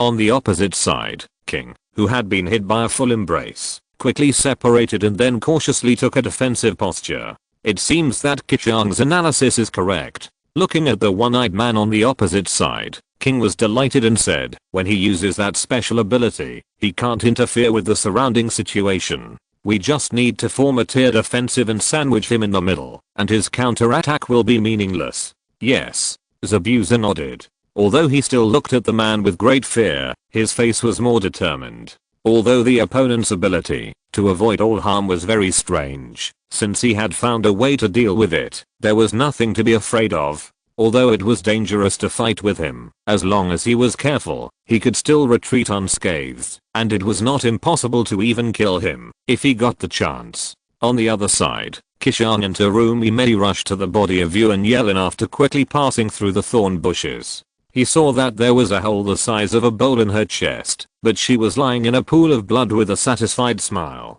Facing death, she can actually laugh. Seeing that smile, Terumi Mei frowned. Putting down the amber purifying bottle on her body, Qishuang turned around and asked, she died a worthy death without any regrets, so why can't she laugh? Hearing this, Terumi Mei pondered carefully and found that it was just as he said. Yuan Yelin chose to die voluntarily, not forced by them. This girl who saw through their plan of Kirigakure eliminated the crisis of Konoha through her own death. It can be said that she died for what she deserved. If she were in the position of Harinorin, if she could exchange her death for the safety of Kirigakure, she would also show a satisfied smile. She was not unacceptable to such a death. Slowly squatting down, the moment she touched Harinorin's body, Qishuang felt a faint violent chakra, like a beast trapped in a cage, about to break out of the body. Final light. It seems that, if we were one step later, the three-tailed beast would have completely dissipated. He shook his head and sighed. The violent chakra aura coming from Harinorin's body was obviously not her own, but could only be the three-tailed beast sealed in her body. It is not an easy task to carry the power of the tailed beast with a mortal body. The power of the seal is based on the Jinkriki itself. The more vigorous the vitality of the Jinkriki itself, the stronger the seal will naturally be. Therefore, the target chosen as Jinkriki, in addition to being compatible with the tailed beast's chakra, must also have sufficient vitality. The two are connected by life and death. At this moment, Yuan Yelin died, her vitality dissipated, the power of the seal gradually disintegrated, and the three-tailed beast was naturally going to die. Not caring that the bloody corpse would stain his clothes, he quickly picked it up and winked at Terumi Mei. Uncover the lid of the amber purifier bottle. Oh. The little girl obediently opened the lid of the wine jar, revealing a dark jar mouth, and the bottom was completely invisible. Then, Nana Qishuang held Yuan Yelin's body and slowly stuffed it in. Originally, the amber purifier bottle was not used in this way, but had the ability to actively collect. As long as the collected target responded to the holder's words, it would be collected and sealed in it. But Yuan Yelin was dead, and no one could respond to his question. Of course, he couldn't be stupid enough to seal it in the normal way. He could only use this stupid method to directly stuff Yuan Yelin's body in. Although the method was a bit rough, it saved a lot of trouble. So their target is the body of your beloved. Seeing this, White Zetsu, who was possessed by a Bito, whispered. But there was a hint of gloating in his tone. Chapter 134 Floor. Hearing this, Obito looked up and saw that at the other side of the thorn bush, the two Miss Ninjas who had bypassed their group earlier were holding Rin's body and stuffing it into a large orange jar. Seeing this, Obito's heart seemed to have erupted like a volcano. He kicked his feet and rushed out immediately. You are not allowed to touch her. The shrill voice sounded like the roar of a devil or the wailing of a wounded little animal. Although they were a little afraid of the one-eyed man's violent reaction, Ao and Zabuza still clenched their weapons and directly blocked the opponent's path. Why is she already dead? You are not even willing to let go of her corpse. Obito roared at the top of his lungs. King immediately went up to him and replied coldly, so what? It's not your turn to point fingers at our Kirigakure. Seeing his nonchalant look, Obito's anger grew even stronger, and he roared, I'm going to kill you. I'm going to kill you. I'm going to kill you. That depends on your ability. King replied expressionlessly, and then formed a set of hand seals, and sprayed out a water ball. Water style, iron cannon bomb. The water ball swelled in the wind, and turned into a high pressure water bomb the size of a wash basin, smashing towards the one-eyed man who was rushing towards him. The furious Obito did not dodge, but directly activated the power of the Mangeki Sharingan, and then ran headfirst into him. The water bullet overlapped with his figure, but there was no collision, and he passed through the water bullet in a strange state. King, who was following closely behind the water bullet, saw this scene, and immediately stuck to the other party, before he completely stepped out of the water bullet, swinging the kunai in his hand. Although he knew that such an attack would not have any effect, his purpose was not to kill the opponent, but to control the opponent in this state of ignoring attacks, forcing the opponent to continuously activate that ability, and try not to give the opponent a chance to rest. Although they could not do anything to this mysterious guy in this state, the opponent's attacks were also useless to them. At least, their safety was guaranteed. They did not have to guess the opponent's next attack in the opponent's virtual and real state switching, whether it was real or fake. The most important thing was that he did not believe that the opponent could always stay in this illusory state. Once this person suddenly withdrew from this state, that would be the moment for them to decide the outcome. Then, his kunai inserted into the opponent's half body that had just emerged from the water bullet, keeping his speed at a state similar to that of the opponent, and overlapping parts of their bodies. As for the water bullet that induced the opponent to enter this special state, it hit the ground not far behind, exploded, mixed with the blood on the ground, and shook up red water splashes all over the sky. Damn it. Obito cursed inwardly, being forced to keep himself in an illusory state, and was extremely anxious. He was furious to see the enemy wandering around in front of him, but he couldn't make an effective counterattack. Helplessly, he had to turn to the other side, preparing to get rid of this state of overlapping with the opponent's body, so that he could release the special ability of the Mangeki Sharingan. Otherwise, if he rashly released the ability in this state of overlapping bodies, some unpredictable consequences would occur. Perhaps the opponent's body would be blown up by him, or perhaps his body would be blown up by the opponent in turn. Although both were possible, he was more inclined to the latter result, which was his inner intuition. Therefore, he didn't dare to try. Just as he turned to the other side and was about to separate from the figure of the eye mask Mist Ninja, the Mist Ninja with a sword timed it and stabbed his waist with the short sword again. Obviously, the opponent was preparing to force him to continue to maintain this state of ignoring attacks. "Asshole, don't underestimate me." Seeing this, Obito roared. Then, when his body got rid of the overlapping state with the eye mask Mist Ninja, he instantly released the power of the Manjaki Sharingan. But just before he got rid of the overlapping state with the eye mask Mist Ninja, the short sword pierced into his illusory body. At the moment, when he released the power, a cold feeling appeared at his waist without any warning. His body wrapped around the short sword that was originally overlapping with his figure. The short sword was embedded in his body that suddenly released the illusory power. His intuition was right. When overlapping with other objects, if he rashly released the power of the Manjaki Sharingan, the object that was overlapped by his body would be embedded in his body. Fortunately, it was just a short sword, and even if it was embedded in the body, it would only be equivalent to being stabbed. If he had replaced it with a slightly larger object and suddenly released the state, he would have exploded and died. On the other side, Zabuza, who was trying to force the one-eyed man into that special illusory state at the right time, was startled when he suddenly felt the force on the short sword. When he looked closely, he saw that his own sword had stabbed into the man's waist without any warning. It happened too suddenly, and the resistance from the blade almost made his handle slip out of his hand. Just as he tightened his grip on the handle and was about to cut the man in half, a frightening chakra fluctuation came from the man's body again. Next to him, King, who was about to take over Zabuza's attack and control the man in that illusory state, also noticed something unusual and immediately noticed the bloody blade. Good opportunity. Seeing the other party injured, he certainly understood that it was because the other party had exited that illusory state. Otherwise, Zabuza's sword could not hurt the man. Just as he was about to take this opportunity to kill this difficult enemy, the small strange branches on the one-eyed man's body suddenly swelled up and stabbed out in all directions like sharp swords. He hurriedly retreated and waved the kunai in his hand with all his strength to resist the sharp wooden thorns that stabbed at him.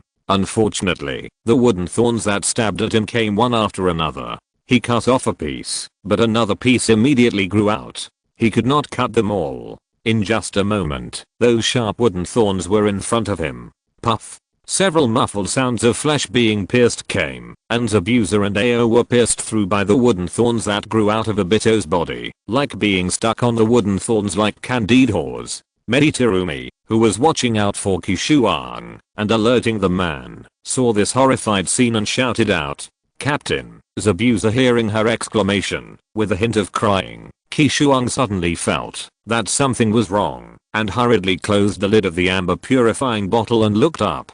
But Uchiha Obito hurriedly broke off the wooden spikes on his body, threw Ao and Zabuza, who were pierced by the spikes, to the ground and rushed straight towards him like a mad bull.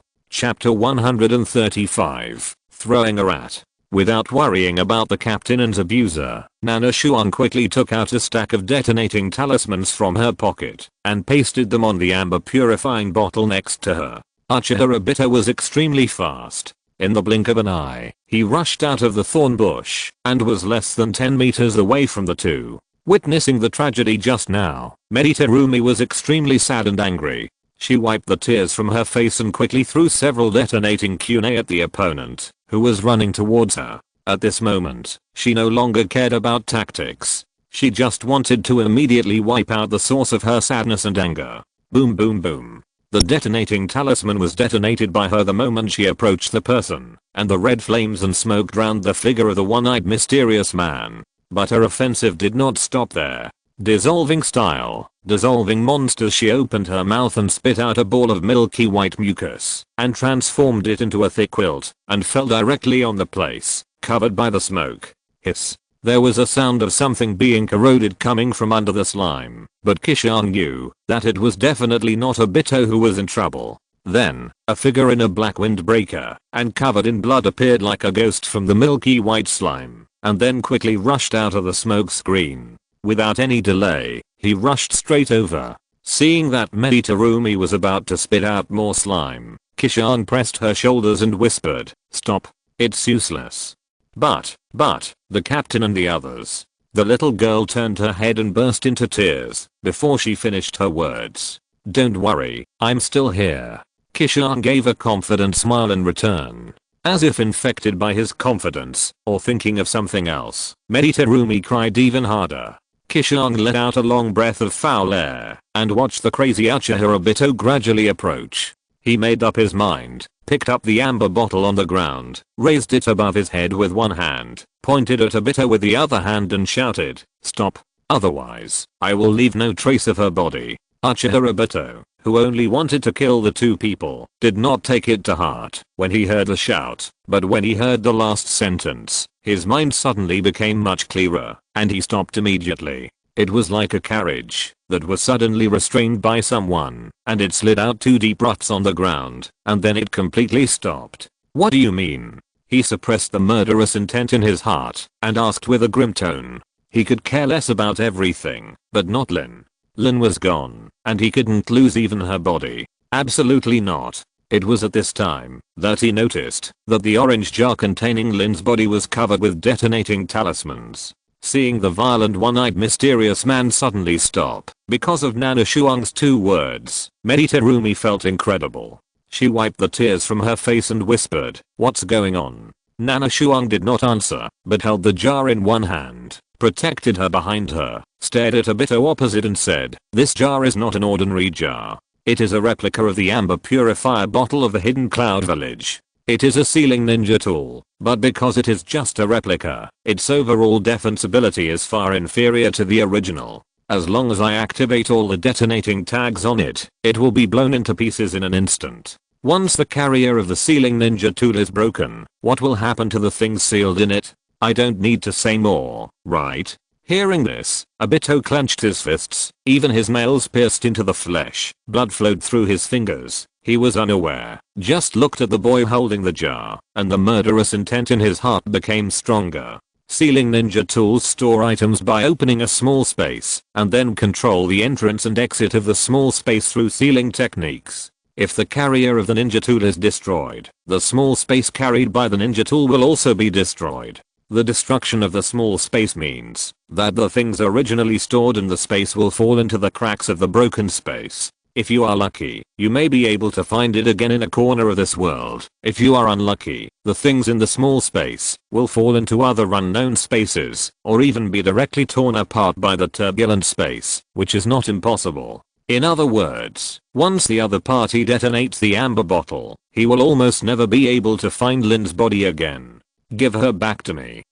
I will let you go. Obito squeezed out these words from his teeth, suppressing the murderous intent in his heart. Nanashiro shook his head and said cautiously, "She is important to you, but she is also important to us. I can't give her to you. The three-tailed beast on Lin is the most important strategic weapon of the Hidden Mist Village, and it must not be lost. If the recovery mission fails, the 4 of them will only be sentenced to death. He has no confidence that he can escape from the Hidden Mist Village, one of the 5 major villages. Therefore, he could not return the body of Irano Rin. Although Obito in front of him was not easy to mess with, compared with the huge force of the Hidden Mist Village, the opponent was just one person, and his chance of winning was not 0. As long as they were human, they had weaknesses and flaws, and they could be killed. And Obito's weakness was Rin. Even though Rin was dead, Obito's weakness had not changed. Moreover, he knew Obito's ability inside out, so his chance of winning was not low. Moreover, the first effort was strong, the second was weak, and the third was exhausted. The reason why he stopped Captain King from supporting the battlefield immediately at the beginning was not only because he pretended to analyze intelligence, but also because he wanted to consume Obito's spirit. With a pure killing intent and anger, Obito's spirit was almost gone after killing so many Mist Ninjas at once. If he used the newly opened Manjaki Sharingan continuously, even with the support of Hashirama's cells, the opponent's energy would definitely not be as strong as before. his chance of winning was at least 40%. Then, do you all want to die? Obito roared to the sky, and a chakra breath mixed with strong murderous intent burst out from his body. Although he was furious, he still restrained himself from making a rash move, fearing that the man would detonate the amber purifying bottle. As long as Len's body was still there, he still had hope of getting it back. As long as there was hope, he could endure it. On the other side, the breath of the one-eyed man suddenly burst out, and Terumi Medi grabbed the corner of Nanash's clothes tightly. Although she had been on the battlefield for many years, it was the first time she met such a terrifying guy with murderous intent. It was just like the devil from hell appeared in the world, extremely terrifying. Nanashi quietly stabilized the heart that was invaded by the murderous intent and beat faster, and slowly said, "How about we make a bet?" Bet. Obito immediately restrained his breath, and was secretly delighted. Since the other party was relieved, it meant that his hope of getting Lin back was not zero. That guy is really interesting. Be careful of his cheating, Obito. White Zetsu, who was possessed by him, reminded him through telepathy. If you're listening to this novel on a channel other than Fanfic World, it means they downloaded and uploaded it without effort. We cordially invite you to visit our channel, Mundo Fanfic Novelos. There you'll find the original version of this story and you can explore many other novels of various genres. We're waiting for you to immerse yourself in a world of incredible novels. Chapter 136 Taboo. Yes, I know. Obito also replied telepathically. What do you want to bet? He shouted loudly to the boy holding the amber purifier bottle opposite. Bet your life. Nana Frost took a step forward and let the little girl behind him out again and said, "Let her leave. I will stay here with you. If you kill me, you will naturally get what you want, but if I kill you, then she will naturally be ours." After saying that, he weighed the amber purifier bottle held above his head in a suggestive manner. "No, I don't agree." After hearing his words, before the one-eyed man could speak, Terumi loudly objected, "I will not leave, and leave you here alone. If we have to die, we will die together." On the opposite side, seeing the little girl's strong rebuttal, Uchiha Obito was in a trance, as if he saw the past, when he and Lin fought side by side. There was a strange feeling in his heart. At the same time, seeing Terumi's unwavering and fearless appearance, Nana Frost also felt warm in his heart. At this moment, even though he had a strong desire to survive, he lost his fear of death. His panicked heart finally calmed down. "Isn't this the feeling of a worthy death?" he said to himself in his heart. "Don't worry, I won't die. The only one who will die is him." Nana Frost glanced at Obito opposite her, with a reassuring calmness on her face. But, even though he acted so calmly, Terumi still didn't quite believe that Nana Frost could kill that man. That man was too scary. The ability to ignore all harm made him almost invincible. She really couldn't believe that Nana Frost could defeat, or even kill such a strange and terrifying enemy. At this moment, Obito asked loudly, "Why should I believe that you are not lying to me, wanting her to escape, and then detonating the amber purifier bottle to die with me?" Because he was afraid that the other party would detonate the amber purifier bottle, he did not rush to attack. After thinking for a while, he didn't want to give up the hope of taking back Lin's body, so he didn't dare to refuse outright. He was also afraid that the other party would deceive him with the intention of dying, so he didn't dare to agree rashly. "Don't worry, I will be fine." Qishuang comforted Miming again, and then replied loudly, "The three tails of our Kirigakure is sealed in her body, and it is something that we Kirigakure must get. If we lose it, it will be a capital crime for us to go back. Unless it is absolutely necessary, I don't want to exile it into the space crack. So, you don't have to worry at all. After my companions leave, I will detonate the amber purifier bottle and die with you. As long as I can kill you, I can bring it back safely. You can bet whether you can kill me before I detonate the amber purifier bottle." Hearing this, Obito took a deep look at the little boy holding the jar, and said coldly, "But I still don't trust you. What should I do?" After that, a sharp chakra aura burst out of his body again, and he was ready to attack. Feeling the aura that could attack at any time, Qishuang stared at Obito closely and slowly put the amber purifying bottle on the ground. Glancing at Terumi next to him, he said expressionlessly, "She is not your opponent." She is very likely to die if she stays here. If you are unwilling to let her go, then there is nothing we can say. You will never get the girl's body back." As he said that, Qishuang patted the orange jar in front of him and then triggered the chakra on the detonating talisman to ignite a talisman. No, seeing the detonating talisman ignited, Urahibito's heart suddenly tightened, and he quickly restrained the scattered chakra aura and hurriedly promised, "I will let her go. I'm willing to let her go." Hearing this, Qishuang hurriedly tore off the ignited detonating talisman and threw Meditarumi and the jar aside. Boom. There was a loud noise, and the shock wave of the explosion knocked the two of them and the jar to the ground. Good opportunity. Seeing this, Urahibito rushed forward and was about to launch a sneak attack. "Get out of here." Just as his fist was about to touch the little boy, he saw the boy suddenly turn over on his back, holding the amber bottle with one hand and yelling at him with wide eyes. Because he was in such a hurry and couldn't stop immediately, he had to activate the special ability of the Mangekyo Sharingan and passed through the boy's body like a phantom. That was close. Seeing the boy pass through his body, Nanashi was terrified.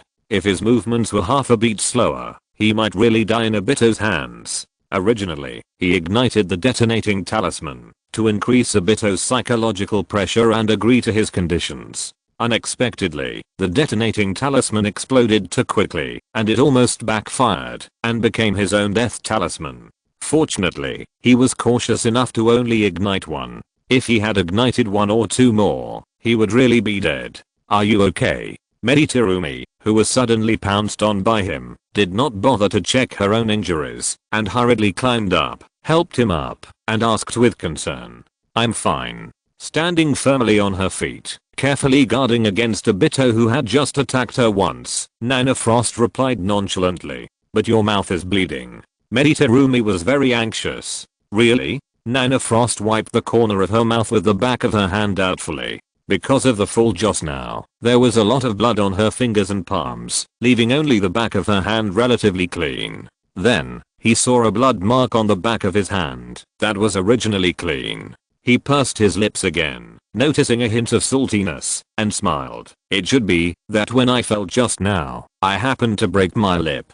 Don't worry, it's okay." He waved his hand and responded with a relaxed smile, which made the anxious Meditarumi breathe a sigh of relief. Then, he looked at Obito who was keeping a safe distance behind him and confirmed loudly, "Do you agree with my proposal?" "Yes." Obito nodded and said nothing more. He just looked at Meditarumi with an extremely unwilling look. At this moment, the white Zetsu who possessed him said through telepathy, "Obito, didn't you say?" "Shut up.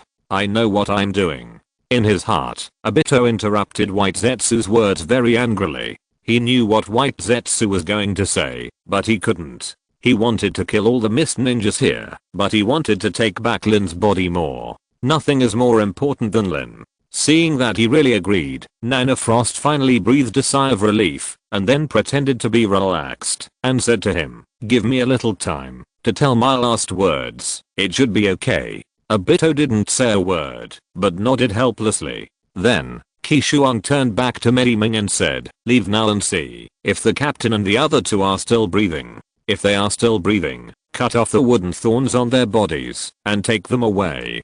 Don't pull them out, or you'll be dead." Obito had defeated the two with a hasty attack, and he rushed over without having time to finish them off. If the two were lucky, they might still be alive. Others are killed by the plot. I live by the plot. Chapter 137 Calculation. "No, that guy is too powerful. I want to stay and help you." Meditarumi glanced at the one-eyed man not far away with great fear. Qishuang sighed and shook her head. "It is precisely because he is too powerful that I can't let you stay. With you here, I'm worried and can't let go. It is even possible that he will catch you and use it to coerce me, just like I'm coercing him now. No, I will be very careful, and will not be caught by him. Please, let me stay." There was a hint of crying in Meditarumi's voice. Feeling the expectation and pleading in her eyes, Qishuang's heart was slightly touched, but he still made up his mind and said, "No." Urahibito's Mangekyo Sharingan was too tricky. Meditarumi also saw that guy for the first time. Even though he had analyzed Obito's ability in advance, it was still difficult for Terumi to seize the opportunity that flashed by when facing a strange enemy. More likely, it would be like the captain in Zabuza, falling into the hands of the opponent. By then, not only will he be of no help, but he will become a handle for Obito to control him. His advantage of controlling the amber purifier bottle will be completely offset. Not only will the chances of victory be slim, but even the two of them will have to die here. It is more convenient for him to deal with Obito alone. On the other side, White Zetsu, who possessed Uchiha Obito, sent a telepathic message. You don't really believe that he will honestly fight you to the death and then let you take back the body of Iranorin? Obito replied in his heart, the enemy's words can never be trusted. What's more, the detonation tag can be activated in just a thought. If he sees that there is no hope of winning and he is doomed to die, he will definitely not be willing to return Rin to me. Then why do you agree to fight him? White Zetsu asked, puzzled. Taking a deep look at the talisman attached to the orange jar, Obito continued, I have no other choice. If I push him too hard, he will definitely detonate the amber bottle. Only in this way, if I can stabilize him first and let him temporarily give up those dangerous thoughts, can I have hope of taking back Rin. For Rin, he could choose to compromise with the enemy, even if the other party was the Kirigakure ninja he wanted to kill the most. Then what are you going to do? White Zetsu asked curiously. Obito sorted out his thoughts and slowly replied in his heart, in order to prevent him from detonating the amber bottle, my attack cannot be too fierce, and I must even leave him some hope of victory. In addition, it only takes him a thought to activate the detonating talisman. If I want to eliminate his chance of activating the talisman, I must kill him with one blow. If I leave him a breath, he will definitely not leave the complete amber bottle to me when he is dying. So, my chance is only when he thinks he has won, and I will trade my injury for his life. After saying that, he looked at the boy opposite with a colder look. White Zetsu was silent for a moment, and then said, in that case, I will also tell you our good news. Since you were rescued last time, your body has been transformed by that person using the cells of the first generation of Hokage, and you have a very strong self-healing ability. As long as your head is not blown up, even if your heart is damaged, you will not die in a short time. We can take you back and treat you slowly. So, this time, you can fight that kid with confidence. Don't worry about being too seriously injured and unable to be treated.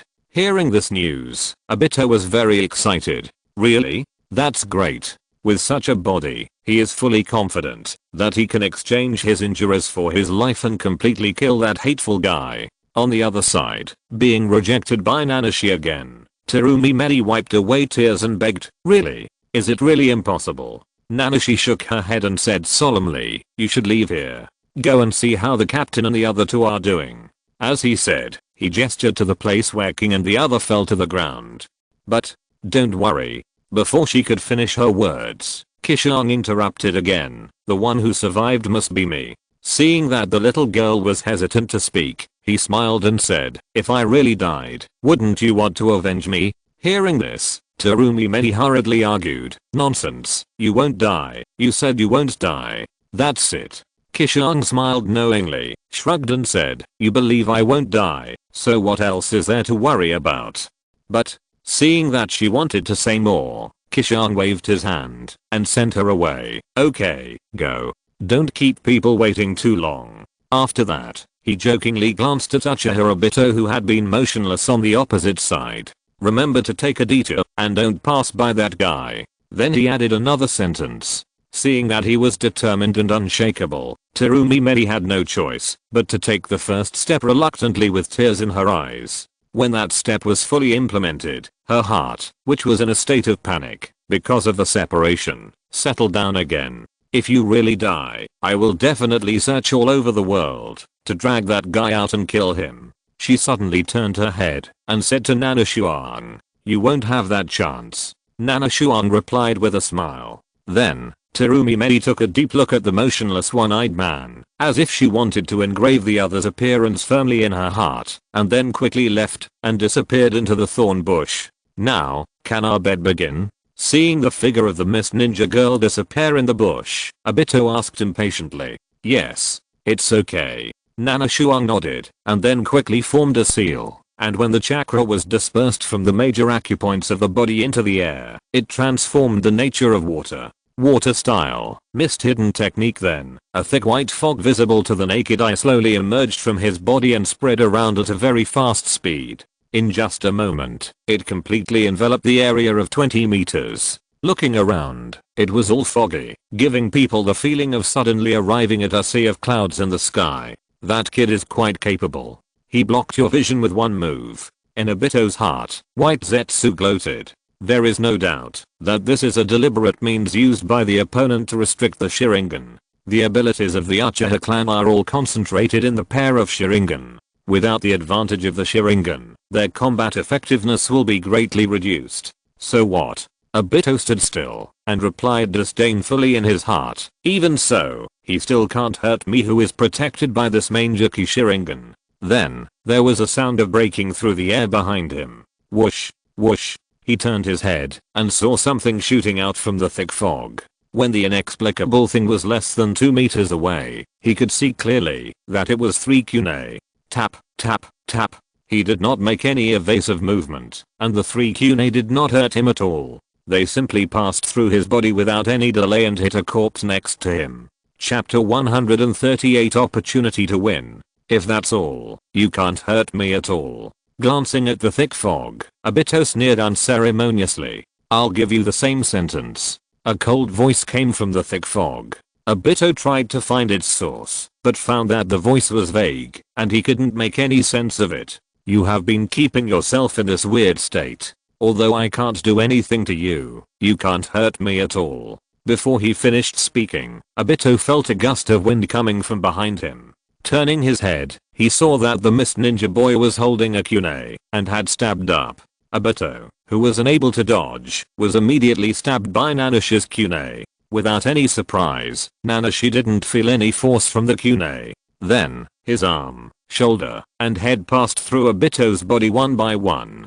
Obito stood firm, staring at the boy who passed through his body. He took out a half-foot-long wooden thorn from his palm and stabbed it directly into the boy's head. Sometimes, victory or defeat only takes a moment. He only needs to wait until the opponent's body breaks free from the overlapping state, and then he will release this ability and kill the opponent with one blow.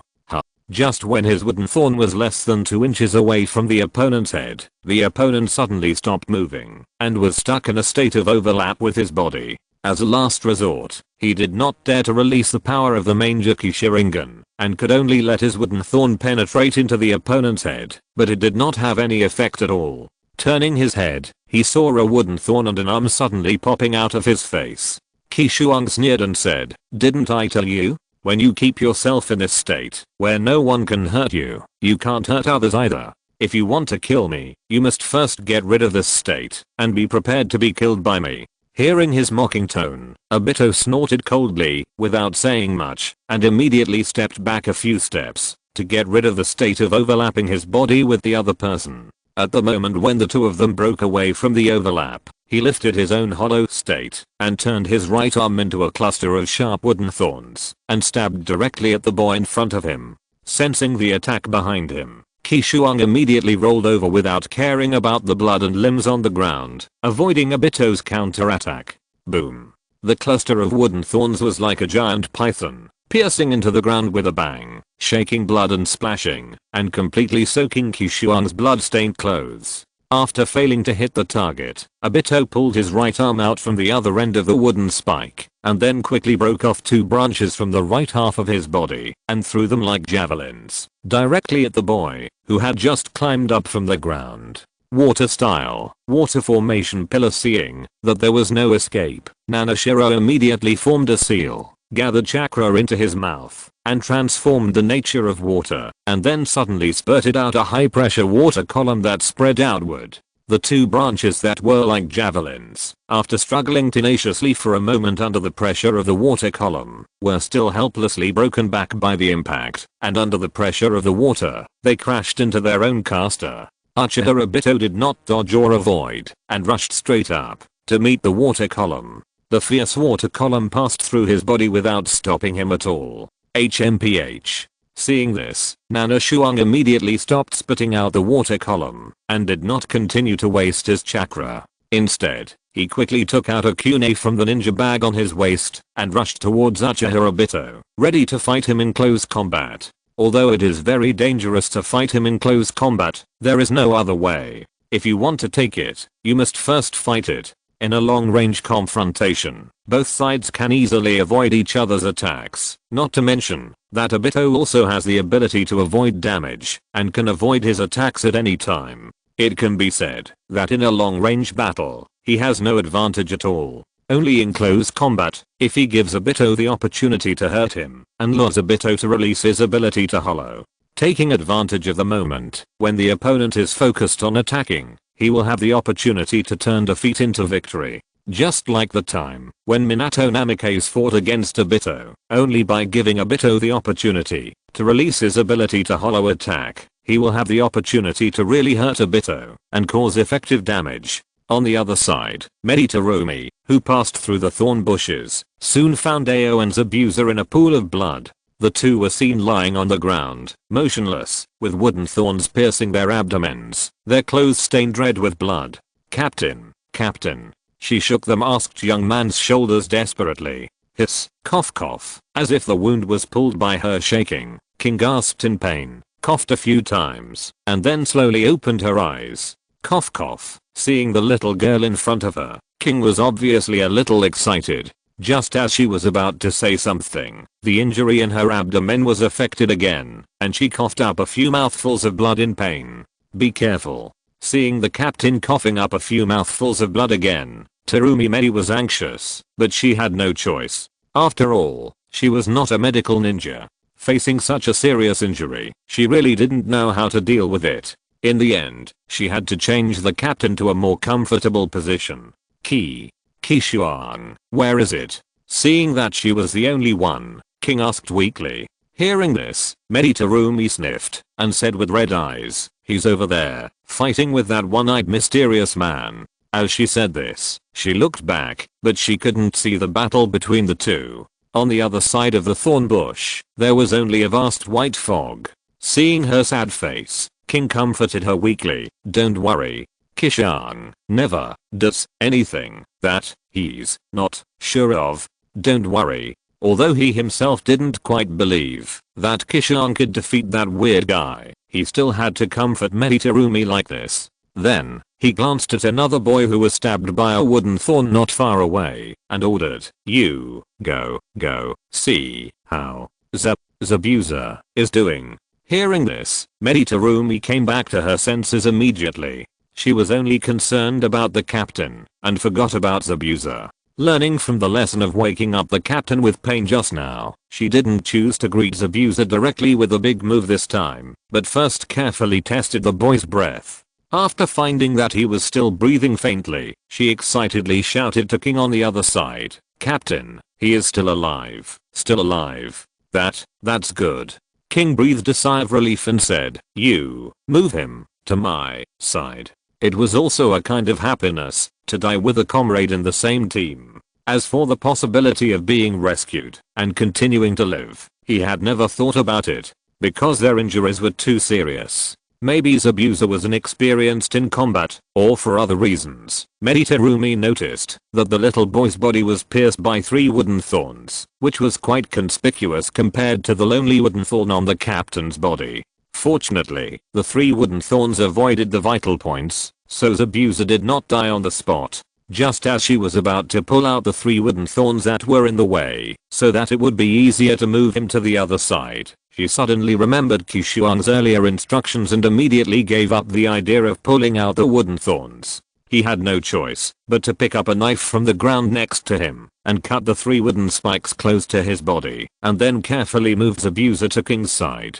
Chapter 139 Hate. After Meditarumi kindly cut off the wooden thorns on her body, King said to her weakly, "While that man is entangled by Qishuang, you should leave here quickly. As for us," he glanced at the unconscious Zabuza next to him, smiled bitterly and said, "We can't leave. You don't have to worry about us anymore." "No." Meditarumi shook her head desperately, looked at the thick fog, and said firmly, He promised me that he would not die. I will stay here and wait for him to come back. What if he can't come back? King asked softly. The ability of the mysterious one-eyed man is really too weird. Even if he and Zabuza joined forces, based on the intelligence analysis, they could only hold on for 10 rounds. He really couldn't believe that Qishuang could create a miracle and kill such a terrifying guy. If he doesn't come back, I will also witness the last moment of his life with my own eyes. Meditarumi looked at the leader solemnly, covered her chest tightly, and continued, I will take my love for him and everyone's regrets, and do everything I can to escape from here and live alone. Then use the rest of my life to kill that guy. Hearing this, King's neck turned red, and he coughed up a few mouthfuls of blood. He was relieved and said, since you know it in your heart, then I won't advise you. As long as Meditarumi didn't intend to make a mistake and was ready to fight to the death, he would be relieved. In the thick fog, just as Obito and the hateful mist ninja were about to fight hand to hand, a whistling sound came from the side again. He glanced sideways and saw a black shadow flying over in the thick fog. Unfortunately, the fog was too thick and he couldn't see what it was. This guy must be a clone.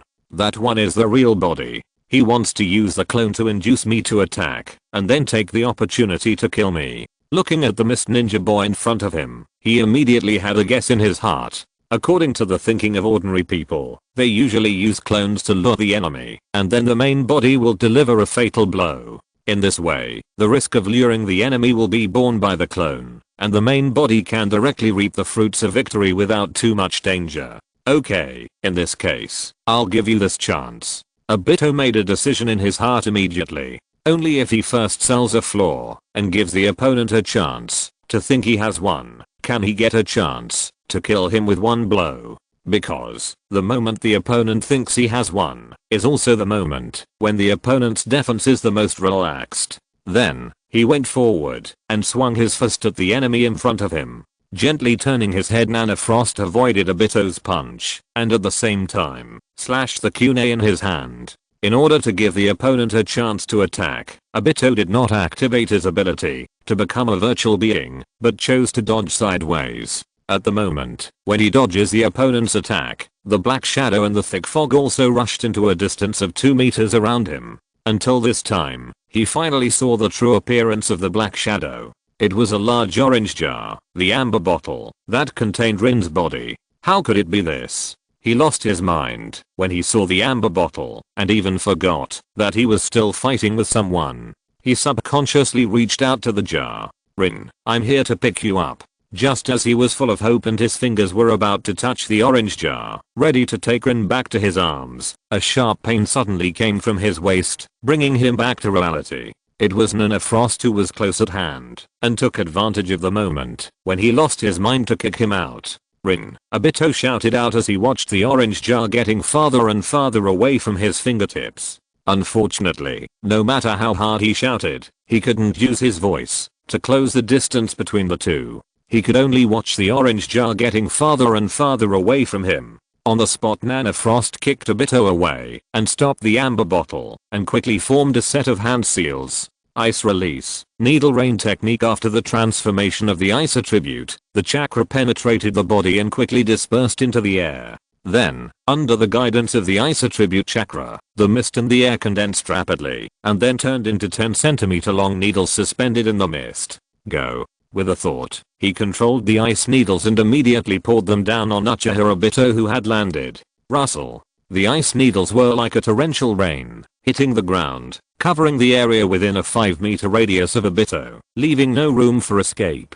However, he didn't need to hide at all, because the eye that was born because of Lin would always protect him. The ice needles passed through his body without causing him any damage, but only pierced the surrounding corpses into hedgehogs. But he was like a lonely soul in the rain, isolated from the world, and out of place. Dripping in the rain, he slowly got up and ordered Nana Qishuang loudly, Why? Why do you want to deprive me of my last happiness? I hate you. I hate this world. Seeing this, Nana Qishuang stopped the spell and said meaningfully, the misfortunes in the world are all caused by the lack of ability of the parties involved. If you are strong enough, who can deprive you of your happiness? He knew what happened to Obito and sympathized with him, but he had no intention of telling the truth. If he told the truth, it would not only do him no good, but would also attract the spying of the two people in the dark. At that time, it is not impossible to be silenced. Even if he could hide in the hidden mist village and escape, he would have to live under the shadow of the two people for a long time, which was very uncomfortable.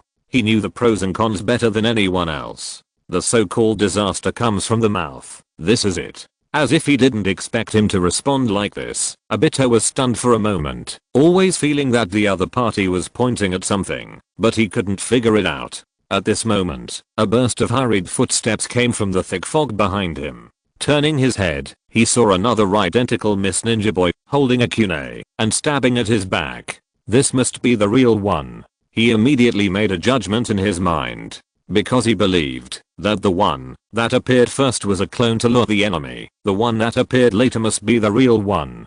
And the situation where the amber purifier bottle suddenly hit him just now also had an explanation. It must be the opponent's real body thrown from the thick fog.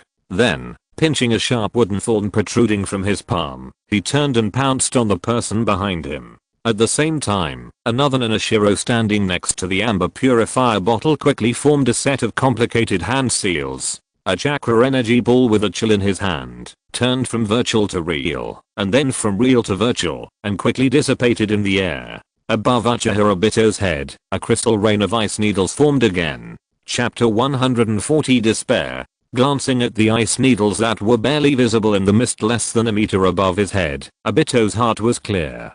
He had just seen this technique. The ice needles that poured down like a rainstorm looked terrifying, but their lethality was not enough to kill him. In other words, he could take this technique head on, then show a flaw and lure the enemy in front of him to launch a fatal attack. He could then wait for an opportunity to trade his injury for his life and completely get rid of this hateful guy in front of him. However, Obito didn't know that what he saw was what Minamishan had deliberately shown him.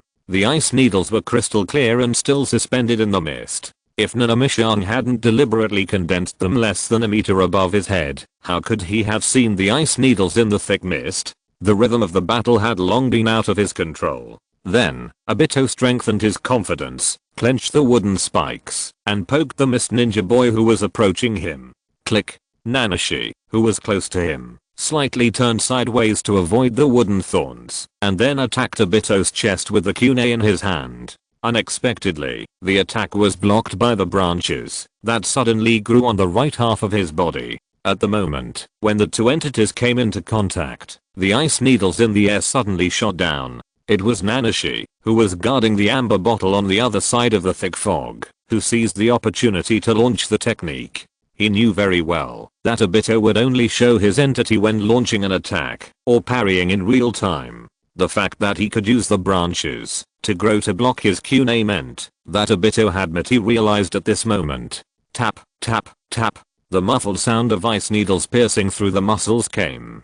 Because Obito materialized to resist the kunai, he was unable to avoid the invasion of the rain of ice needles, and was immediately pierced by countless ice needles. In an instant, the icy air on the ice needles permeated his whole body. He felt as if he had suddenly fallen into an ice cave. His hands and feet were cold, his joints were stiff, and even moving his fingers felt a little unnatural. It turns out that these ice needles can also slow down the human body's movements through the cold air. In his heart, the voice of the possessed White Zetsu came. Because of the possession, White Zetsu can also clearly sense Obito's physical condition. Naturally, he also knows that Obito is ready to exchange his injury for his life. The lethality of these ice needles is extremely limited, and it did not exceed their expectations, but the cold air attached to them was beyond their expectations. Will there be any accidents in your plan? White Zetsu asked in surprise. Absolutely no accidents.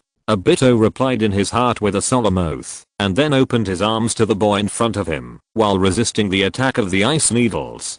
From the perspective of the enemy, the stronger the effect of these ice needles, the more confident they will naturally be. Now that he has been hit, the opponent has the advantage, so he will not think of dragging the amber bottle to die together. And he can take advantage of the opportunity when the opponent thinks he has won, and is the most relaxed moment, and kill him in one fell swoop.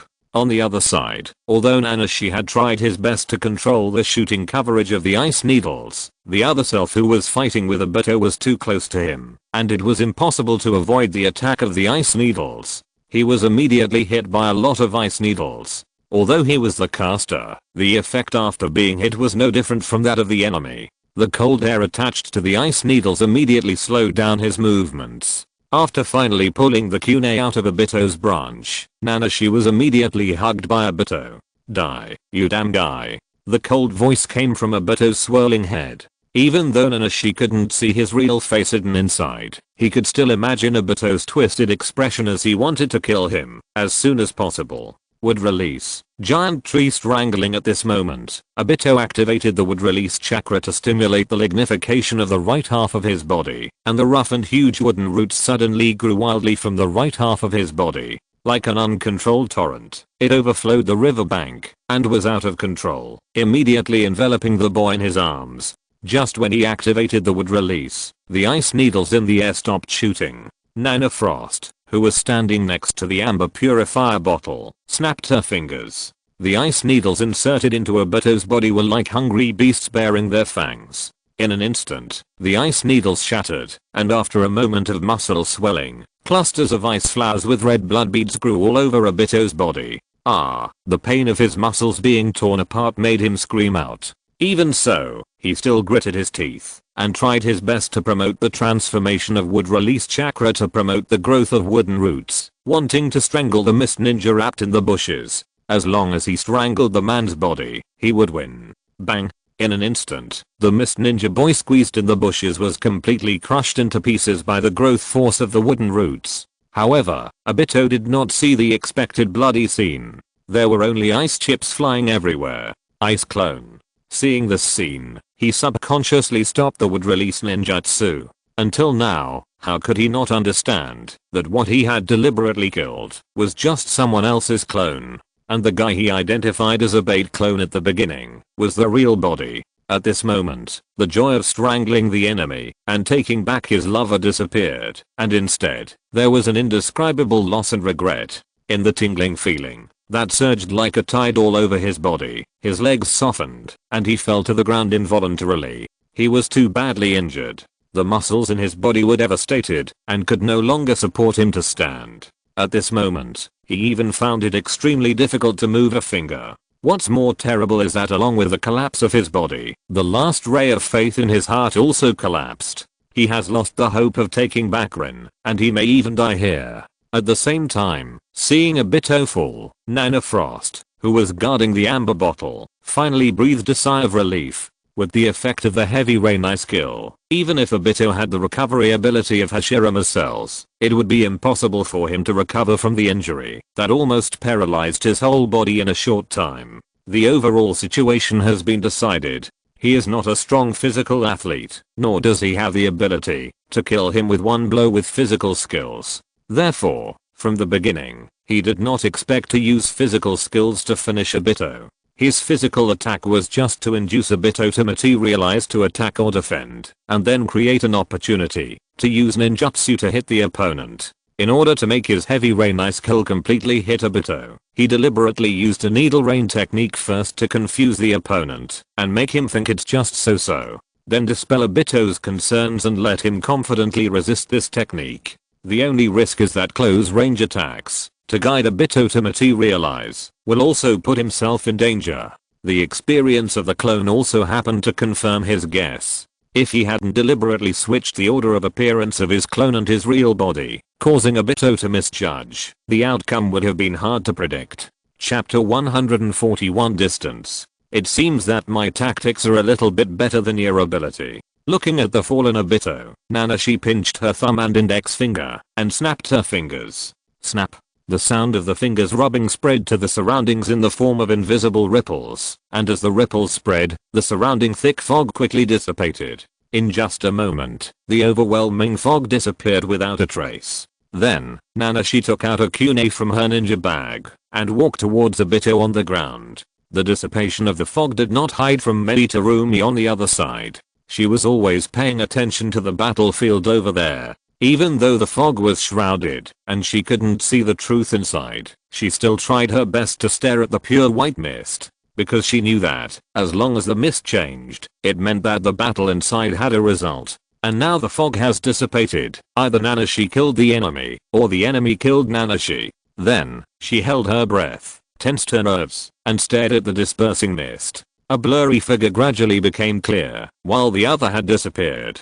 It's him, he won. Seeing the familiar figure slowly approaching the other figure on the ground, she jumped up excitedly. It was Qishuang who was about to kill the strange one-eyed man. What? Hearing this news, King, who was lying on the ground, was also shocked, and almost jumped up. Unfortunately, he was seriously injured, and couldn't move at all. This stimulation caused his injuries to affect his body. For a while, he was grimacing in pain and sweating profusely. Perhaps he was awakened by the shouts of the two people, or his own mental recovery reached a certain limit. Zabuza, who had been unconscious next to him, also slowly woke up. What are you talking about? He spoke with his dry lips, opening and closing, like a fish out of water, exposed to the air, struggling to absorb oxygen from the air. You woke up too. Meditarumi turned around, and was pleasantly surprised to see her companion open his eyes. How do you feel? King turned his head desperately, and asked with concern.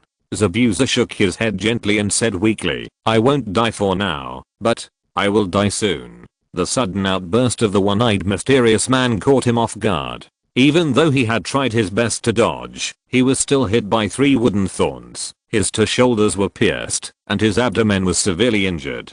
If he didn't get timely treatment, death would be a matter of time. What were you talking about just now? He asked again. When he was confused before, he felt as if he had heard some important news, so he subconsciously opened his eyes. It's Nanashi. Nanashi defeated the one-eyed guy. Meditarumi pointed to the other side of the thorn bush and said happily. What? Ahem. Hearing this, Zabuza was also very excited. He was about to say something, but his face suddenly turned red, and he suddenly coughed up a few mouthfuls of blood. Seeing this, his reaction was even bigger than King's before. Don't get excited, don't get excited. Meditarumi quickly squatted down, gently patted his back, and tried her best to comfort him. How could he? Ahem. Before Zabuza finished speaking, his chest rose and fell rapidly, and he coughed out blood again. He really couldn't believe that Nana Frost could kill that terrible guy by himself. In that case, what would it matter if he and the captain were defeated in just a few rounds? A Jonin plus a Chunin is not as good as him. A Chunin? He didn't believe it. Not noticing the abnormality of her companions, Meditarumi said happily, this is true. I saw that man fell to the ground, and Nana Frost was about to finish him off. As she said that, she turned back to glance at the battlefield, but saw Nana Frost squatting beside the man, already raising a kunai. Hearing such an answer, Zabuza's mouth was full of bitterness and he could no longer speak. Even if he didn't want to believe it in his heart, he still had to accept this fact. Nana Qishuang defeated the terrible enemy alone, which he and the captain could not defeat together. Have you come that far? With a complicated mood, he tried his best to look into the distance, but unfortunately, because he was lying down, he could not see behind the thorn bush. He could not see the familiar back. On the other side, Nana Qishuang raised the kunai and aimed at Obito's head, but he couldn't do it. It's not that he didn't dare, nor that he was reluctant, but he didn't know whether he could or should kill Obito. Obito played a pivotal role in the series of events that followed. Once he was killed here today, everything that followed would become unknown, which was not a good thing for Nana Qishuang, who was familiar with the original work. That meant that all the information he had would be meaningless. But if Obito was let go, because of Haranorin and other reasons, the Hidden Mist Village would usher in the darkest era. Although he had no feelings for this village, where he had only stayed for a few years, Ming liked it. It was her hometown. He didn't want her to be hurt, and he didn't want to see her sad. Seeing that Nana Frost had not taken any action, Obito, lying on the ground, bleeds from his mouth and sneers. Cold-blooded Kirigakure ninjas like you can't even do it sometimes. How ridiculous. If it weren't for the fact that his muscles were destroyed and he had no ability to move at all, he would have seized this great opportunity and killed this hesitant guy in one fell swoop. Shut up. Obito's hoarse voice pierced Nana Frost's heart like a sharp sword. He used his other hand to turn the other's head. Even though his whole body was almost paralyzed, Obito was still dangerous. That was the Mangekyo Sharingan. Today was the day that Hiranori died, and it was also the day that Obito's Mangekyo Sharingan opened. He had only opened the ordinary Sharingan not long ago, and was not proficient in using it, not to mention the Mangekyo Sharingan he had just obtained. This was one of the reasons why Nana Frost was able to defeat him. Obito had too many things, but he did not master those powers proficiently. It seemed powerful, but it was very fake. He still needs a long time to slowly master those powers, so that he can become a powerful figure in the ninja world in the future. Thinking of this, Nanashi made up his mind, and made a decision immediately. Sorry, please die. He immediately swung the kunai in his other hand, ready to completely kill the danger in the cradle. As for the future, he no longer cares. He just wants Ming to be fine. The rest are just trivial matters. Am I going to die? Hearing that he has made up his mind, Obito felt a little relieved. Maybe it would be good to seal in advance. At this moment, the ground next to Obito suddenly cracked, and several thick wood roots broke out of the ground, roaring towards Nanashi like a dragon. At the same time, a half-black and half-white figure poked out from the ground, and he said jokingly, "I'm so sorry. His life can't be given to you yet. The dead Obito is the good Obito."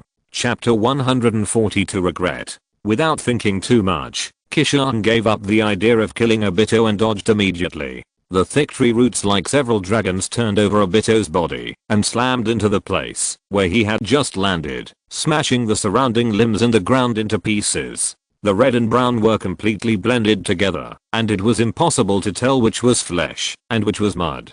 Standing firmly on his feet, looking at the half black and white figure emerging from the ground, Qishuang asked loudly, "Who are you?" Although he had already recognized Zetsu's identity, he still had to pretend to be surprised to avoid unnecessary trouble. Controlling the tree roots to wrap around Uchiha Obito on the ground and slowly dragging him to his side, Black Zetsu said in a hoarse voice, "You don't need to know who I am. You just need to know that you can't kill this person. That's right." He thought that with Hashirama cells and the Mangekyo Sharingan, Obito could dominate the world, and at the very least he could protect himself. Who would have thought that just as he left, Obito almost fell into the hands of such a Chunin level kid. If it weren't for the telepathic communication from the white Zetsu on the other side, if he had come a step later, this perfect chess piece would have been destroyed here. What if I must kill him? Nana Frost put her hands behind her back and looked at the two of them deeply. She took this opportunity to transform her chakra into ice and condensed it into a half-foot long ice cone in her hand. That depends. Before Black Zetsu finished speaking, Nana Frost suddenly threw the ice cone in her hand and shot it straight at Obito on the ground. Crack. The tree roots that wrapped Obito suddenly grew wildly, protecting him tightly inside. After all, the ice cone was still a step slower and was blocked outside by the wildly growing tree roots. It had no choice but to insert it into the wood. That was a close call. That was a close call. Black Zetsu glanced at the boy opposite him and said in fear, "You are a guy who should not be underestimated at all. No wonder you were able to knock him down." As he said that, he jokingly glanced at Obito who was dragged to his side by the woodroot. Such a fighting consciousness is far stronger than that of his peers. It seems understandable that Obito was defeated by such a guy. After all, Obito is just a child who has just opened the Mangekyo Sharingan and has forgotten everything. Compared with this guy with superhuman fighting consciousness, he is still a long way behind. Lin without time to pay attention to the black and white monster who suddenly came out to rescue him, Obito turned his head with all his strength, looked at the orange jar, and shouted in struggle. Guessing what he was thinking, Chu had no intention of helping him, and whispered, "I'm not good at fighting.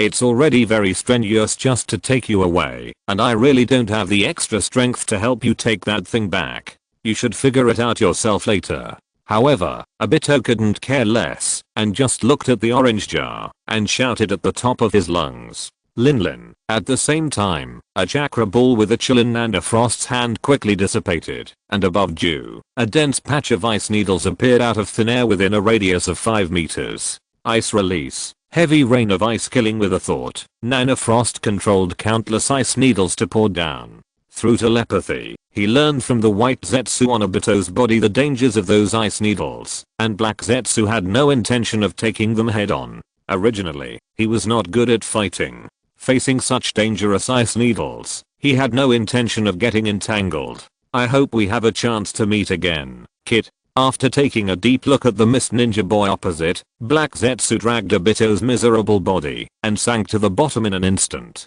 The ice needles hit the ground, but they missed. Asshole. Looking at the traces left by Black Zetsu dragging Obito away on the open ground, Nanami was furious, but she could do nothing. Black Zetsu possessed White Zetsu, so he could naturally control White Zetsu's abilities. Earth Escape and Wood Escape are White Zetsu's natural specialties. Although neither of them is good at fighting, they have developed extremely advanced stealth methods through these two nature changes and can sneak freely in the soil and trees. Once they hide in the soil or wood, it is difficult to detect their traces. Not far away, Terumi Mei, who was rejoicing for Nanami's victory, was also shocked when she saw the black and white monster who suddenly came out to disrupt the situation. Fortunately, Nanami was very alert to avoid the opponent's sneak attack and was not hurt. This made her feel relieved. However, when she saw that guy rescue the dying one-eyed man, she felt deeply sorry. That man's ability was too strange, and it seemed that he had a deep hatred with them. It was a pity that he could not be killed on the spot. On the other side, in the Konoha camp, they finally had the opportunity to go to the front line. He heard that Kakashi had brought people to rescue Harano Rin and had not returned yet. Might Guy volunteered to go out to support him, but he did not get permission. But this did not discourage his determination to support Kakashi. After a lot of soft and hard persuasion, he quietly left the camp with the reluctant Shirano Genma and Ebisu. In the Kirigakure camp, the commander who arranged the personnel and drove away the Jinchuriki was nowhere to be seen, which made the remaining two commanders aware of it and became a little suspicious. That guy, why hasn't he come back yet? Nothing happened? One person frowned.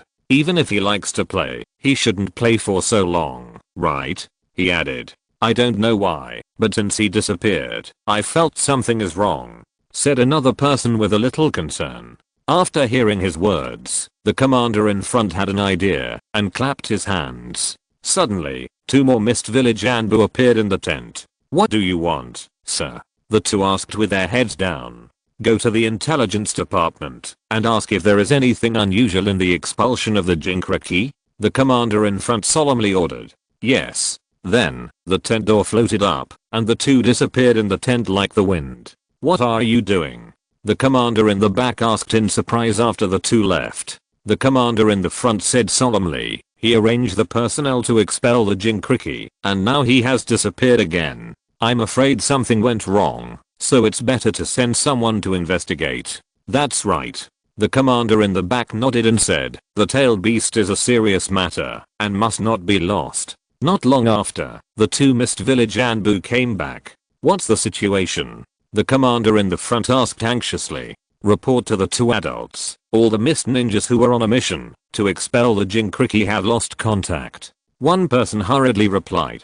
What? Hearing this, the two commanders could no longer sit still. Their worries became a reality, and the plan to expel the Jinchuriki might have really gone wrong. Then, the two immediately dispatched a 500-man Mist Ninja unit to search for the whereabouts of the missing ninjas and the traces of the Three Tails Jinchuriki. On the battlefield, Ninashiro, who was carrying the amber purifier bottle and was about to return to the team, inadvertently saw a complete corpse, and her attention was immediately attracted to it. You know, it's a bit surprising that the furious Obito killed so many Mist Ninjas and left such a complete corpse. Then, the image of a boy with silver hair and a mask became clear in his eyes. If you're listening to this novel on a channel other than Fanfic World, it means they downloaded and uploaded it without effort. We cordially invite you to visit our channel, Mundo Fanfic Novelos. There you'll find the original version of this story and you can explore many other novels of various genres. We're waiting for you to immerse yourself in a world of incredible novels. Chapter 143 Retreat. Hatake Kakashi. Recognizing the man's identity at a glance, Nanashiro stopped. No wonder Obito didn't tear up this corpse. It turned out to be a former companion. Then, he gently put down the amber purifier bottle and slowly walked over. Should I kill him or not? Looking at the silver-haired masked boy in front of him, he subconsciously took out a kunai. Although Kakashi had no grudge against him, and had no connection with the Hidden Mist village, there was no need to kill him. But on this battlefield, it was natural for the Hidden Mist ninja to kill the Konoha ninja. As luck would have it, he happened to see the unconscious Kakashi. I can't find a reason to let you go.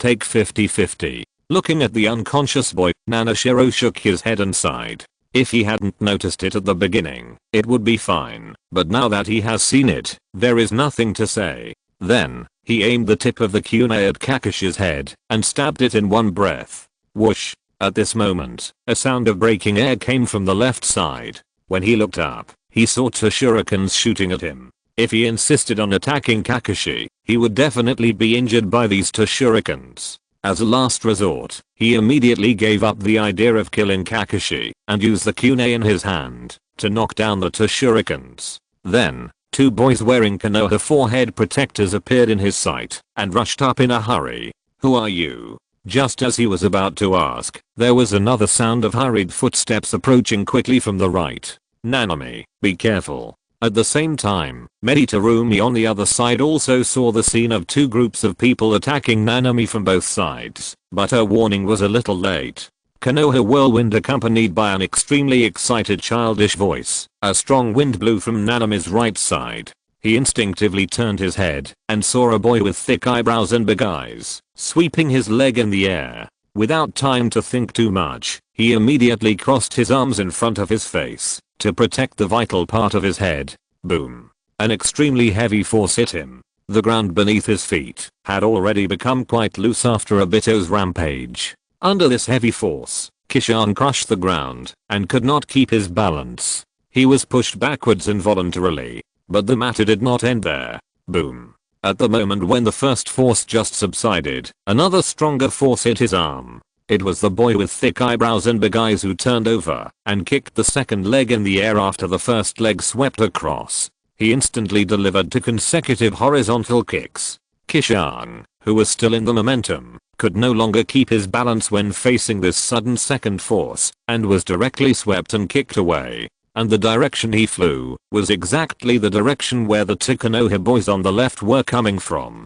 Dissolving style, dissolving monsters technique. Just as the two Konoha ninjas took advantage of the situation and shot a bunch of shurikens at Nanashi again, Meditarumi on the other side finally caught up and spit out a stream of milky white mucus, which turned into a mud wall across the road and blocked the shurikens. At the same time, Nanashi finally stopped by hitting the milky white mud wall. Looking at the girl who caught up, he twitched his mouth and said, "If you are a beat slower, even if I won't be hurt by them, I will be skinned by your dissolving mucus." As he said that, he reluctantly cut off the corner of his clothes stuck in the solidified mucus and slowly stood up. In addition to being corrosive and highly sticky, Meditarumi's dissolving mucus also has the characteristics of rapid solidification, but she rarely uses it in normal times. Just now, she quickly solidified the dissolving mucus to form a hard mud wall, which prevented him from being hurt while blocking the shuriken. Even so, a piece of his clothes still didn't escape. If Meditarumi was a beat slower, he might have turned into a human-shaped amber.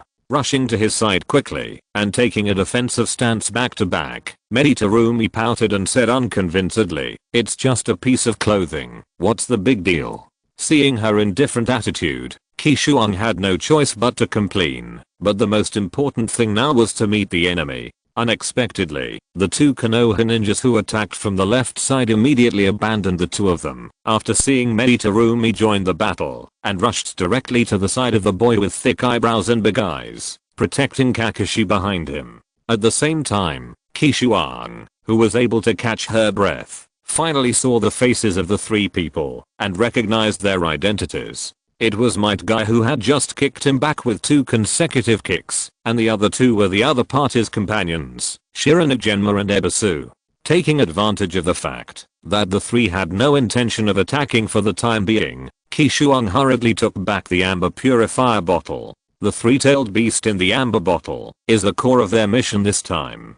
As for Might Guy and his men, they are insignificant. If they lose the amber bottle, because of the entanglement with the three of them, the thrilling fight with Uchiha just now will be in vain. How are the captain and Zabuza? Qishuang asked the little girl in a low voice, while guarding against the three people. They are still breathing, but they are seriously injured.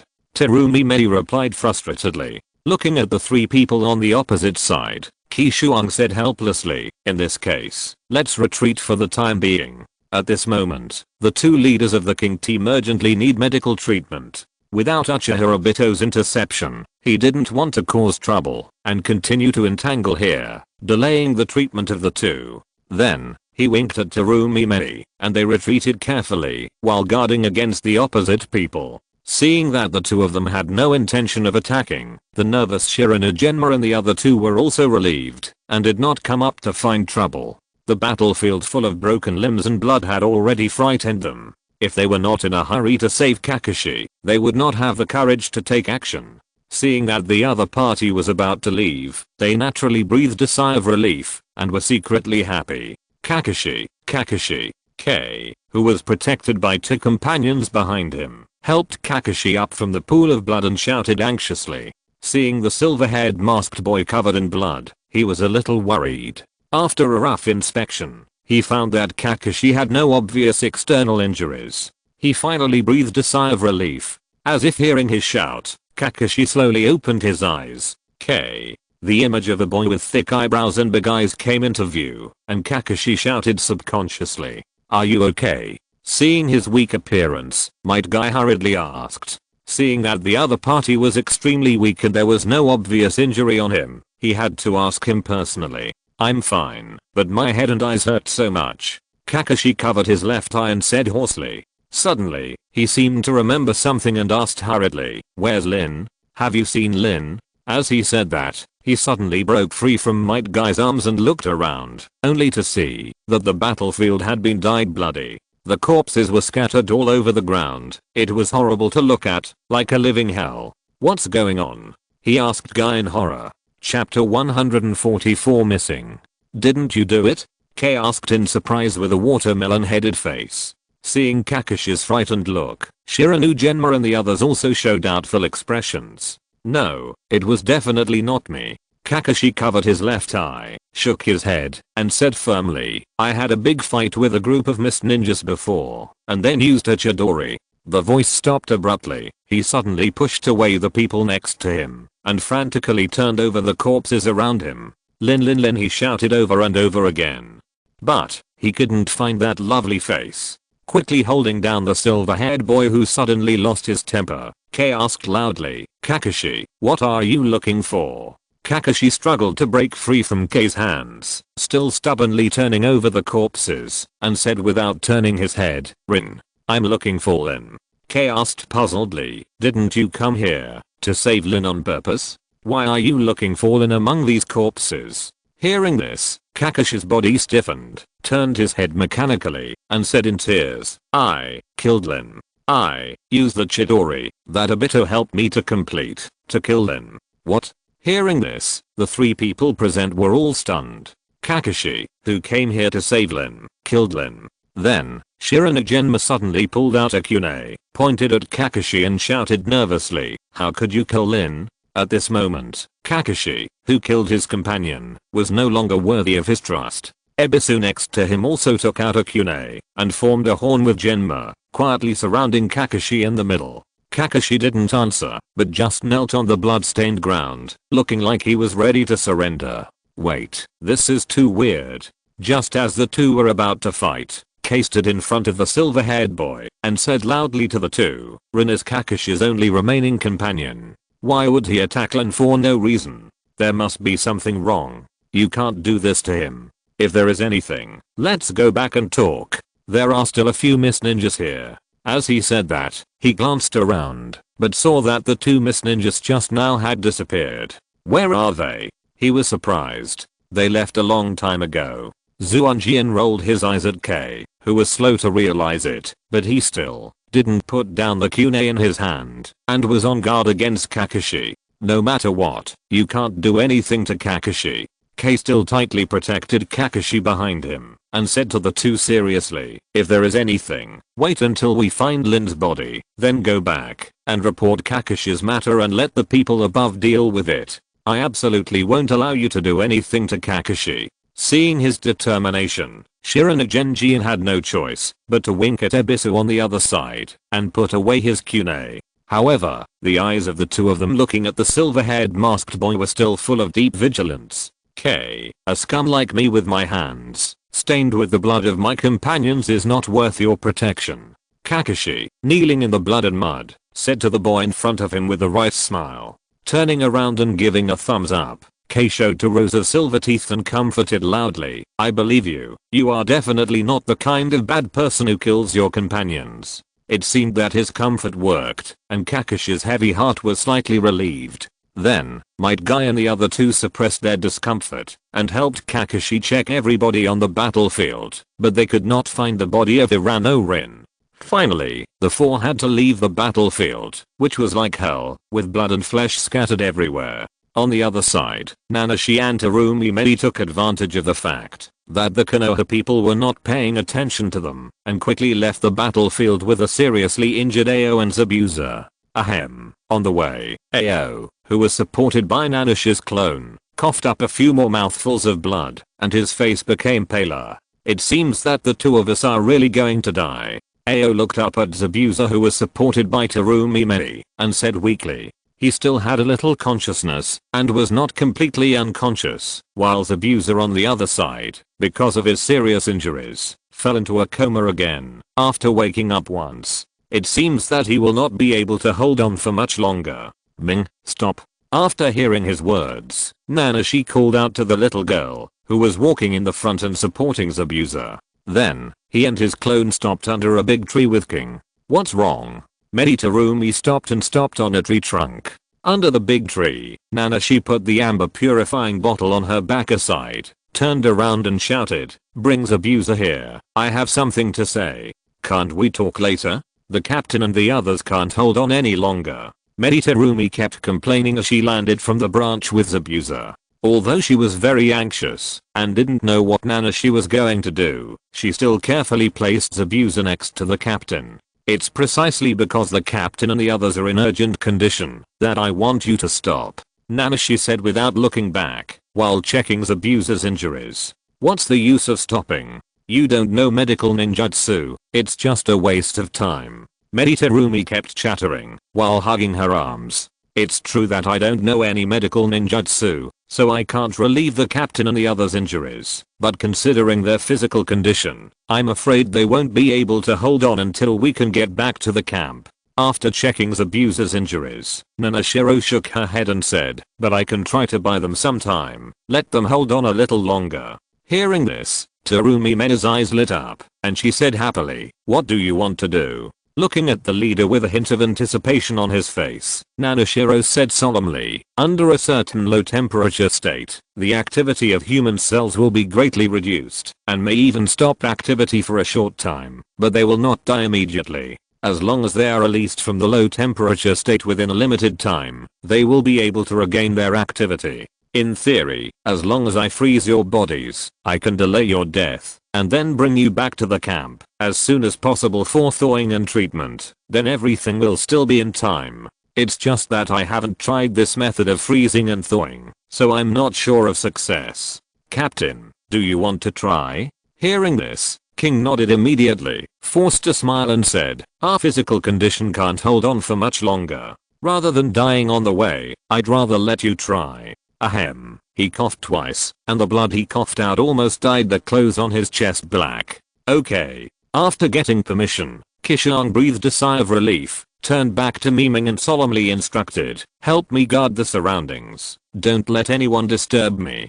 Because this is the first attempt, I need to concentrate on controlling the freezing of their bodies. If they are disturbed, there is a high possibility of unpredictable consequences. Chapter 145, Speed, Part 1. What are the consequences? Terumi asked curiously, standing aside. After laying Zabuza flat on the ground, Nanashi slowly knelt down beside him and said without looking back, maybe, I will freeze them to death. That's not the case. Meditarumi blinked, still not quite believing it.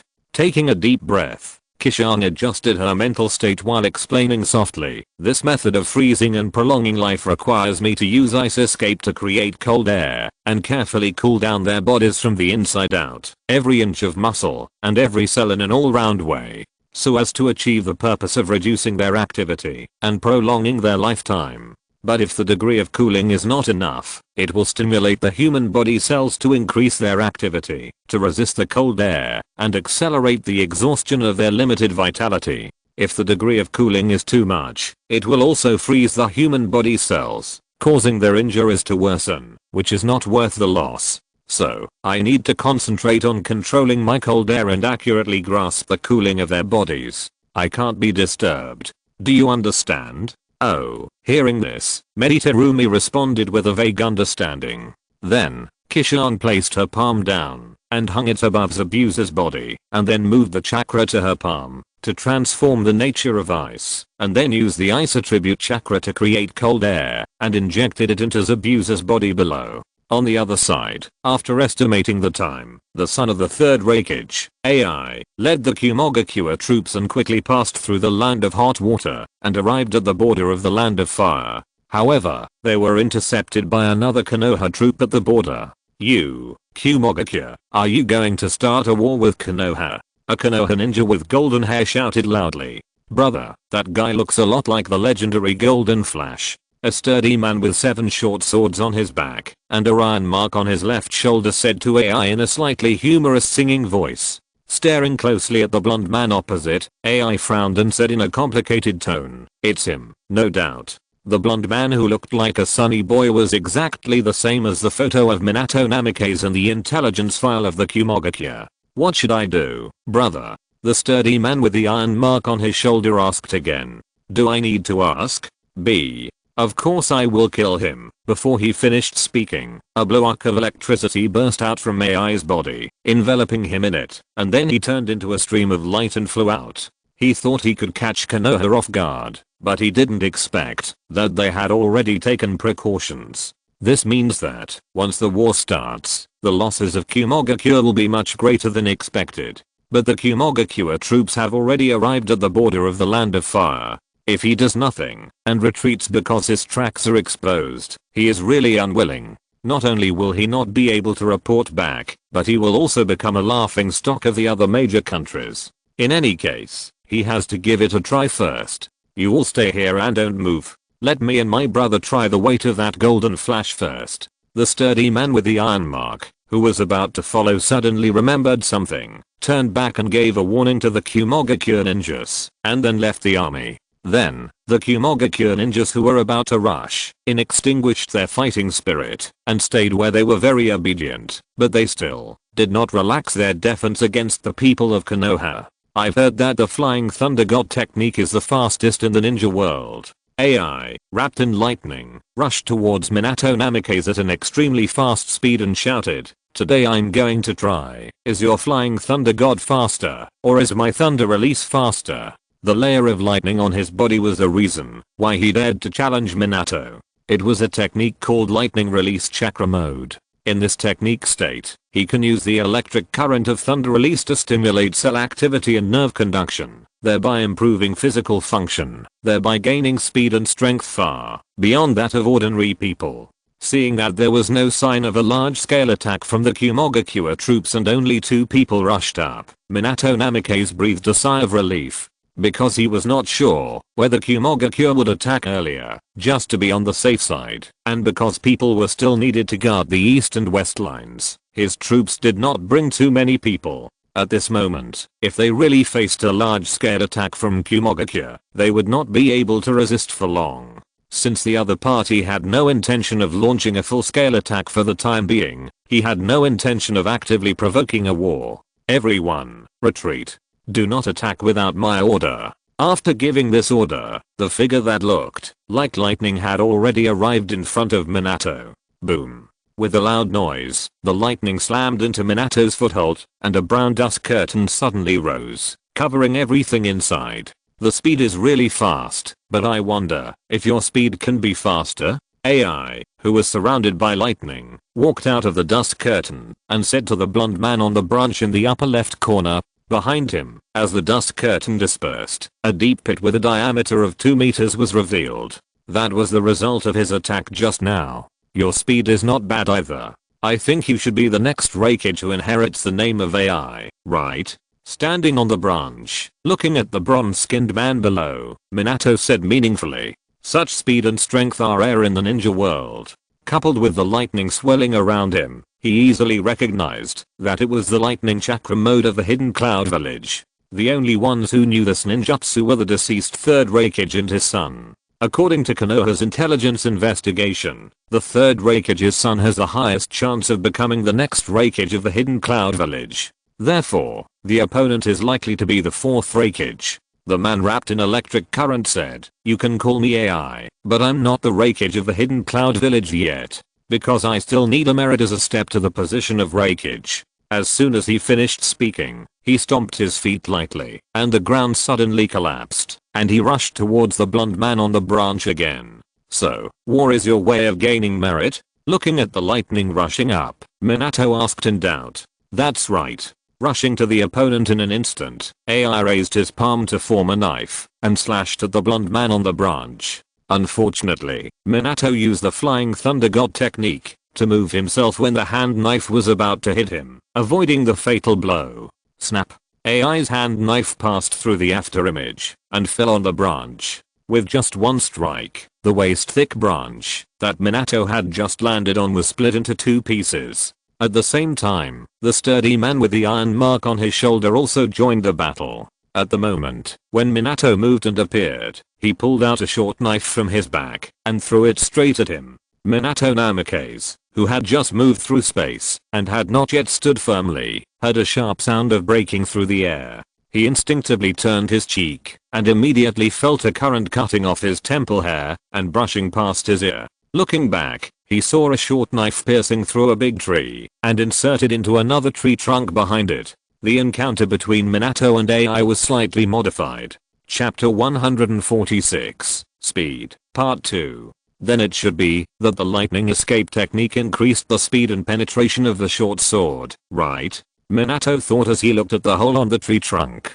To achieve such penetration, the only methods he could think of were wind escape technique and lightning escape technique. When the short sword just brushed past his ear, he felt a strong electric current fluctuation. Thus, he concluded that the other party used lightning escape technique to increase the throwing speed and penetration of the short sword. At the same time, the sturdy man with the iron mark on his shoulder clenched his fist and raised his elbow at a right angle while running towards Minato Namikaze. Brother, he shouted to AI on the other side. Seeing that posture and understanding his brother's thoughts, AI also raised his elbow at a right angle and rushed forward without hesitation. Absolute Bull Thunderplow hot knife the 2 brothers, one in front and one behind, sandwiched the blonde man in the middle and rushed head on. In an instant, the 2 raised elbows locked Minato Namikaze's neck. Whoosh. With the sound of whistling wind, the 2 brothers passed by each other. In the end, nothing happened except the dust flying behind them due to the speed.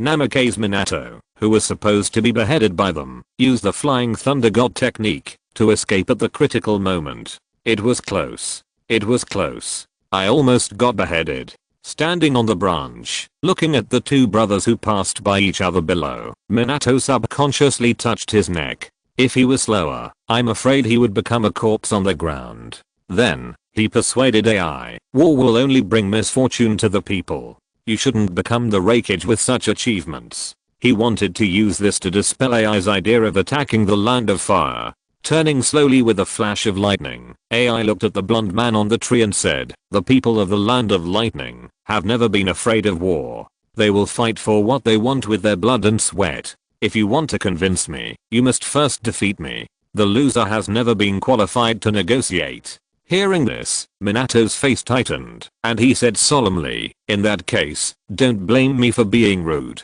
Before he finished speaking, he had already used a Kune with a time-space mark at AI's feet to teleport behind the other party. As early as the beginning of the fight between the 2, when he was chased by AI, he took advantage of the situation and scattered the Kune with the time-space mark on his body around. He can use a time-space mark on it to activate the Flying Thunder God technique, to transfer it at will. In other words, when he distributed the kunai around, this area has become his free hunting ground. Brother, he is behind you. Seeing that Namikaze Minato suddenly appeared behind AI, the strong man with the iron mark on his shoulder reminded loudly. Without any hesitation, AI twisted his waist and swung his left palm into a knife shape, directly behind him. Lightning Chakra Mode is a technique that spreads lightning chakra all over the body to form an energy shield. In this state, his body has extremely strong defensive capabilities, and he doesn't worry about getting hurt at all. He can also use his own super strong defensive ability to cause huge damage to the opponent with physical skills. Even his father, the third Raikage, was awarded the title of Strongest Spear and Strongest Shield, based on this technique. Therefore, he was not worried that he would be injured by Minato Namikaze's sneak attack.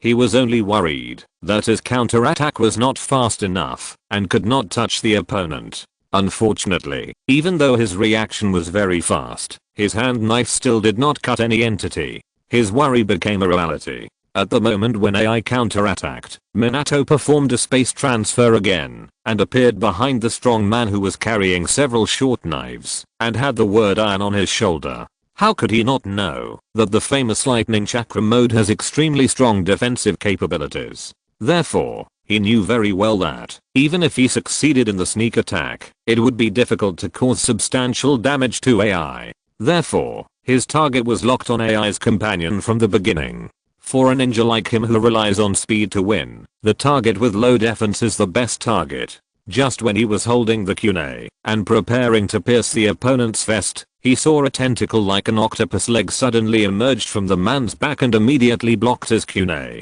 Unexpectedly, there would be such a sudden change. Minato was unable to dodge and was immediately knocked away by the suddenly growing octopus tentacle. Good opportunity. Seeing this scene, a burst of electric light surged on AI's body, intensifying the stimulation of the current on his body, increasing his speed to the limit, and rushed towards the landing point of Minato. Boom.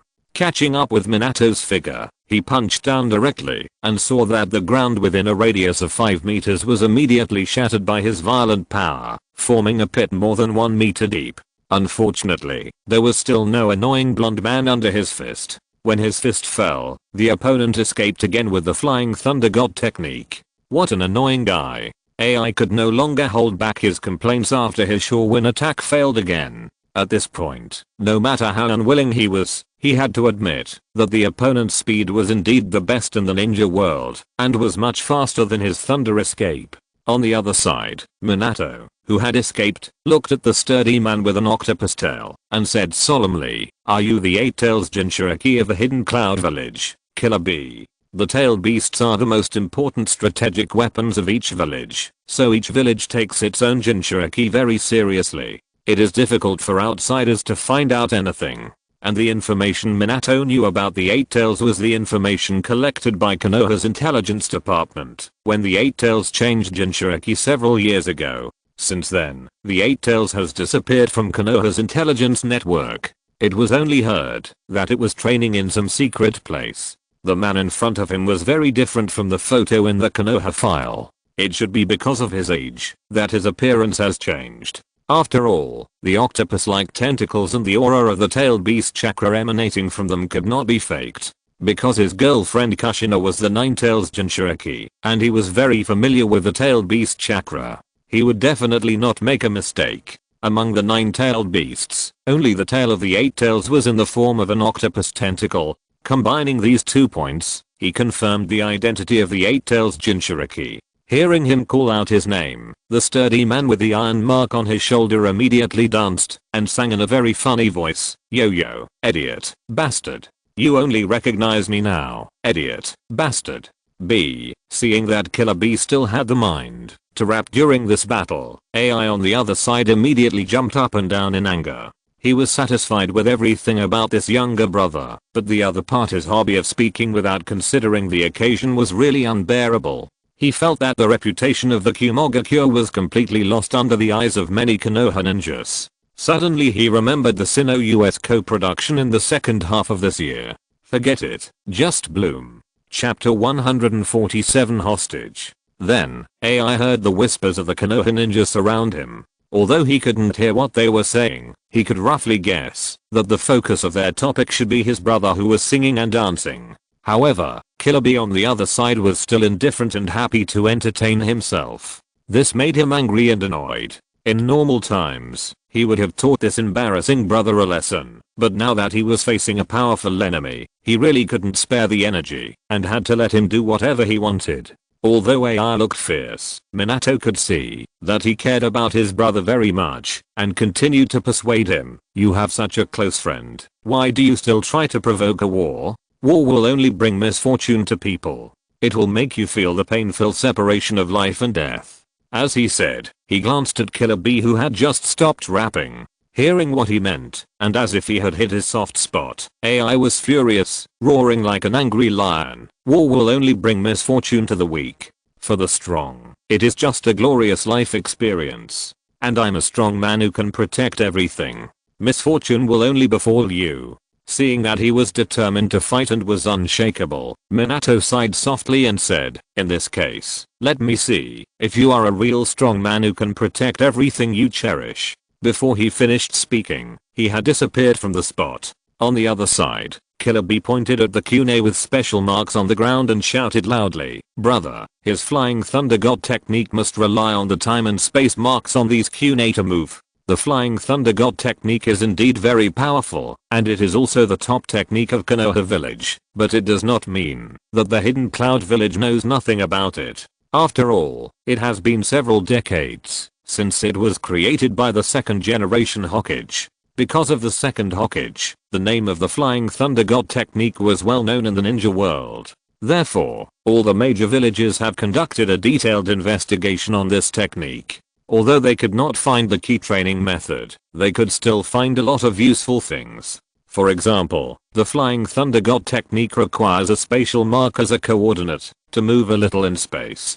After knowing that the target of this fight was Konoha village, Killer Bee deliberately looked up the information of various masters of Konoha before leaving. The famous Golden Flash was naturally among them. You and I will each take half. Keep an eye on the Kune he scattered around here. AI replied loudly. At this moment, a figure with golden hair suddenly appeared on his side, holding a Kune and stabbing over. You sneaky coward. If you have the guts, fight me head on. Looking at the stabbing Kune, AI had no intention of dodging at all, and immediately punched it in anger. Unfortunately, his fist still hit the air. He was holding back his strength, and couldn't use it at all. He was so angry that his lungs were about to explode.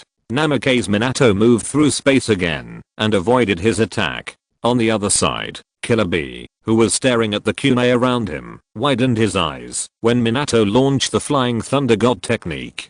People are not machines and they will feel tired. In addition, the preparation before the technique. Any technique has its own buffer time and cannot be released continuously, except for the technique that is continuous in itself. He only needs to seize the moment when Namake's Minato appears to launch a surprise attack without giving him a chance to breathe, and he can take him down with one blow. Then, a golden-haired figure appeared next to a Kune on the right. I got you.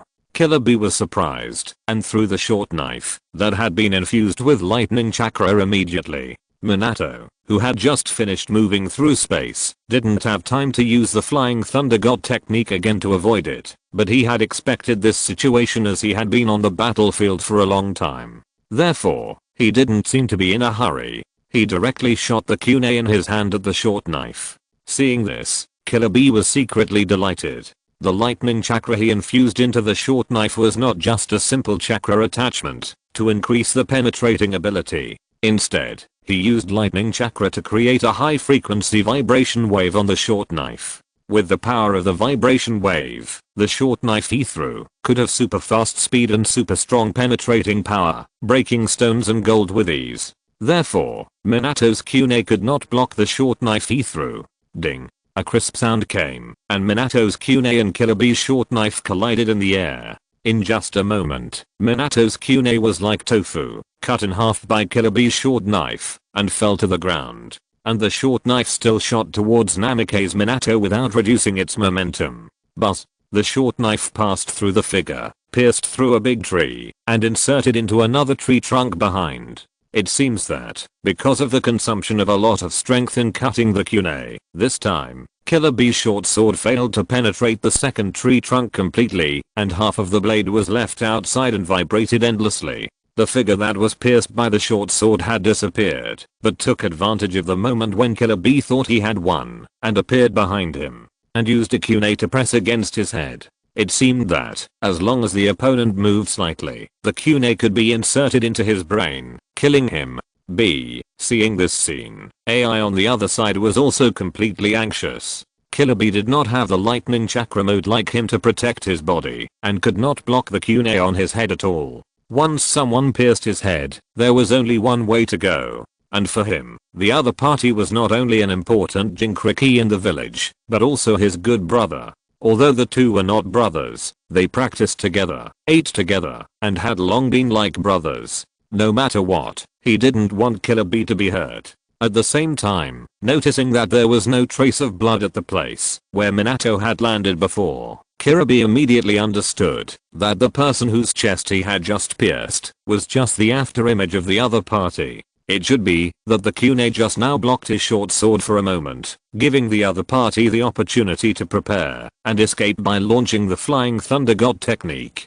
Golden flashes really fast. He stood still and said seriously. This time, he did not use his singing voice. You are not slow either. Behind Killer Bee, Minato said softly, while holding the other party's head with a kunai. And on his abdomen, Killer Bee used another short sword to hold it with his backhand. I deliberately chose a place where your kunai did not exist to land. How did you suddenly get behind me with the Flying Thunder God technique? Killer Bee asked curiously. Look at your tail. Minato still maintained the hostage posture and said motionlessly. Fearing that the big movement would cause the other party to take extreme actions, Killer Bee slowly and carefully stretched out the octopus-like tail in front of his eyes. But there is a strange black mark on it. Well, the following part is almost the same as the TV original. Chapter 148 Temporary Retreat. Although he couldn't understand what the strange black mark on his tail was, Killer Bee still vaguely guessed that it should be the time-space mark of the Flying Thunder God technique. Minato Namikaze took advantage of the moment when he thought he had won and was not prepared and moved behind him with the help of that mark. Then, he thought of the moment when he used the tailed beast's tail to hit the opponent. It should be at that time that the opponent left the time-space mark on his tail. Let him go. AI, who was afraid of the consequences, did not dare to attack again. He could only stand aside and shouted at the blonde man who held his brother hostage. You can't even protect your own brother, and you still dare to say that you are a strong man. Do you still dare to say that you have enough power to protect everything you cherish? Minato asked him loudly. Hearing this, AI was angry and anxious, but helpless. Facts have proved that Minato Namikaze does have the ability to bring him misfortune. But he does not have the power to protect everything. War only brings misfortune. Minato said this quietly and used the Flying Thunder God technique to move to a branch where he had landed before. There was a time-space mark he had left on it. In order to prevent the opponent from locking onto his kunai with the time-space mark and setting a trap, he would deliberately leave new time-space marks around him during the battle. This was to prevent the opponent from predicting his movement trajectory so as to achieve the purpose of a surprise attack. Just like the mark he left on Killer Bee's tail before. Originally, he could have fainted and then teleported directly to Killer Bee's side to surprise attack, but in order to increase the success rate of the surprise attack, he chose to stay in the middle. He wanted to sell a flaw to the two brothers, who had locked onto those marked kunai, giving Killer Bee hope of winning and thus eliminating the opponent's defense. Unfortunately, he underestimated Killer Bee's attack speed. If he hadn't used the kunai to block it for a moment and got a chance to breathe, he would have been injured by the short knife thrown by the opponent. What surprised him even more was that Killer Bee could actually fight back in that situation, ready to drag him down with him, which gave up his idea of beheading him. B. Are you okay? Seeing Minato leave, AI immediately rushed to Killer Bee's side and asked with concern. I'm fine, big brother. Killer Bee patted his chest hard and said with a smile. I was really scared to death. AI rubbed his brother's head hard and finally breathed a sigh of relief. What should we do next, big brother? Staring closely at the blonde man on the branch, Killer Bee said with a face full of fear. Namake's Minato's speed was too fast. If he was not good at swordsmanship and his close-range reaction speed was faster than most people, he would not have had time to fight back and force Minato to stop. If there was a ninja with worse physical skills than him here, I'm afraid he would have been killed by the other party just now. Hearing this, AI turned his head, squinted his eyes, and looked at the Konoha ninja on the branch for a long time without saying a word. Seeing this, Minato said to AI solemnly, just like before, if you insist on provoking a war between Konoha and Qimogakure, there will definitely be some sad and painful results that you don't want to see. I hope you will consider it carefully. Killer Bee and AI went to the battle. One was the Eight Tails Jinchuriki, and the other was the son of the third Raikage. Although the identities of both of them are very unusual, judging from the situation of the Jinchuriki in each village, the son of the third Raikage is more easily accepted than the Jinchuriki. Therefore, AI should be the commander of this Qimogakure army. As long as AI is stabilized, there is hope that Qimogakure will withdraw. This is also the reason why Minato did not risk being seriously injured to kill the Eight Tails Jinchuriki. Judging from the close relationship between the two, once Killer Bee is killed, the furious AI will definitely lead the Qimogakure army to launch a full-scale attack, drag Konoha and Qimogakure into the quagmire of war again.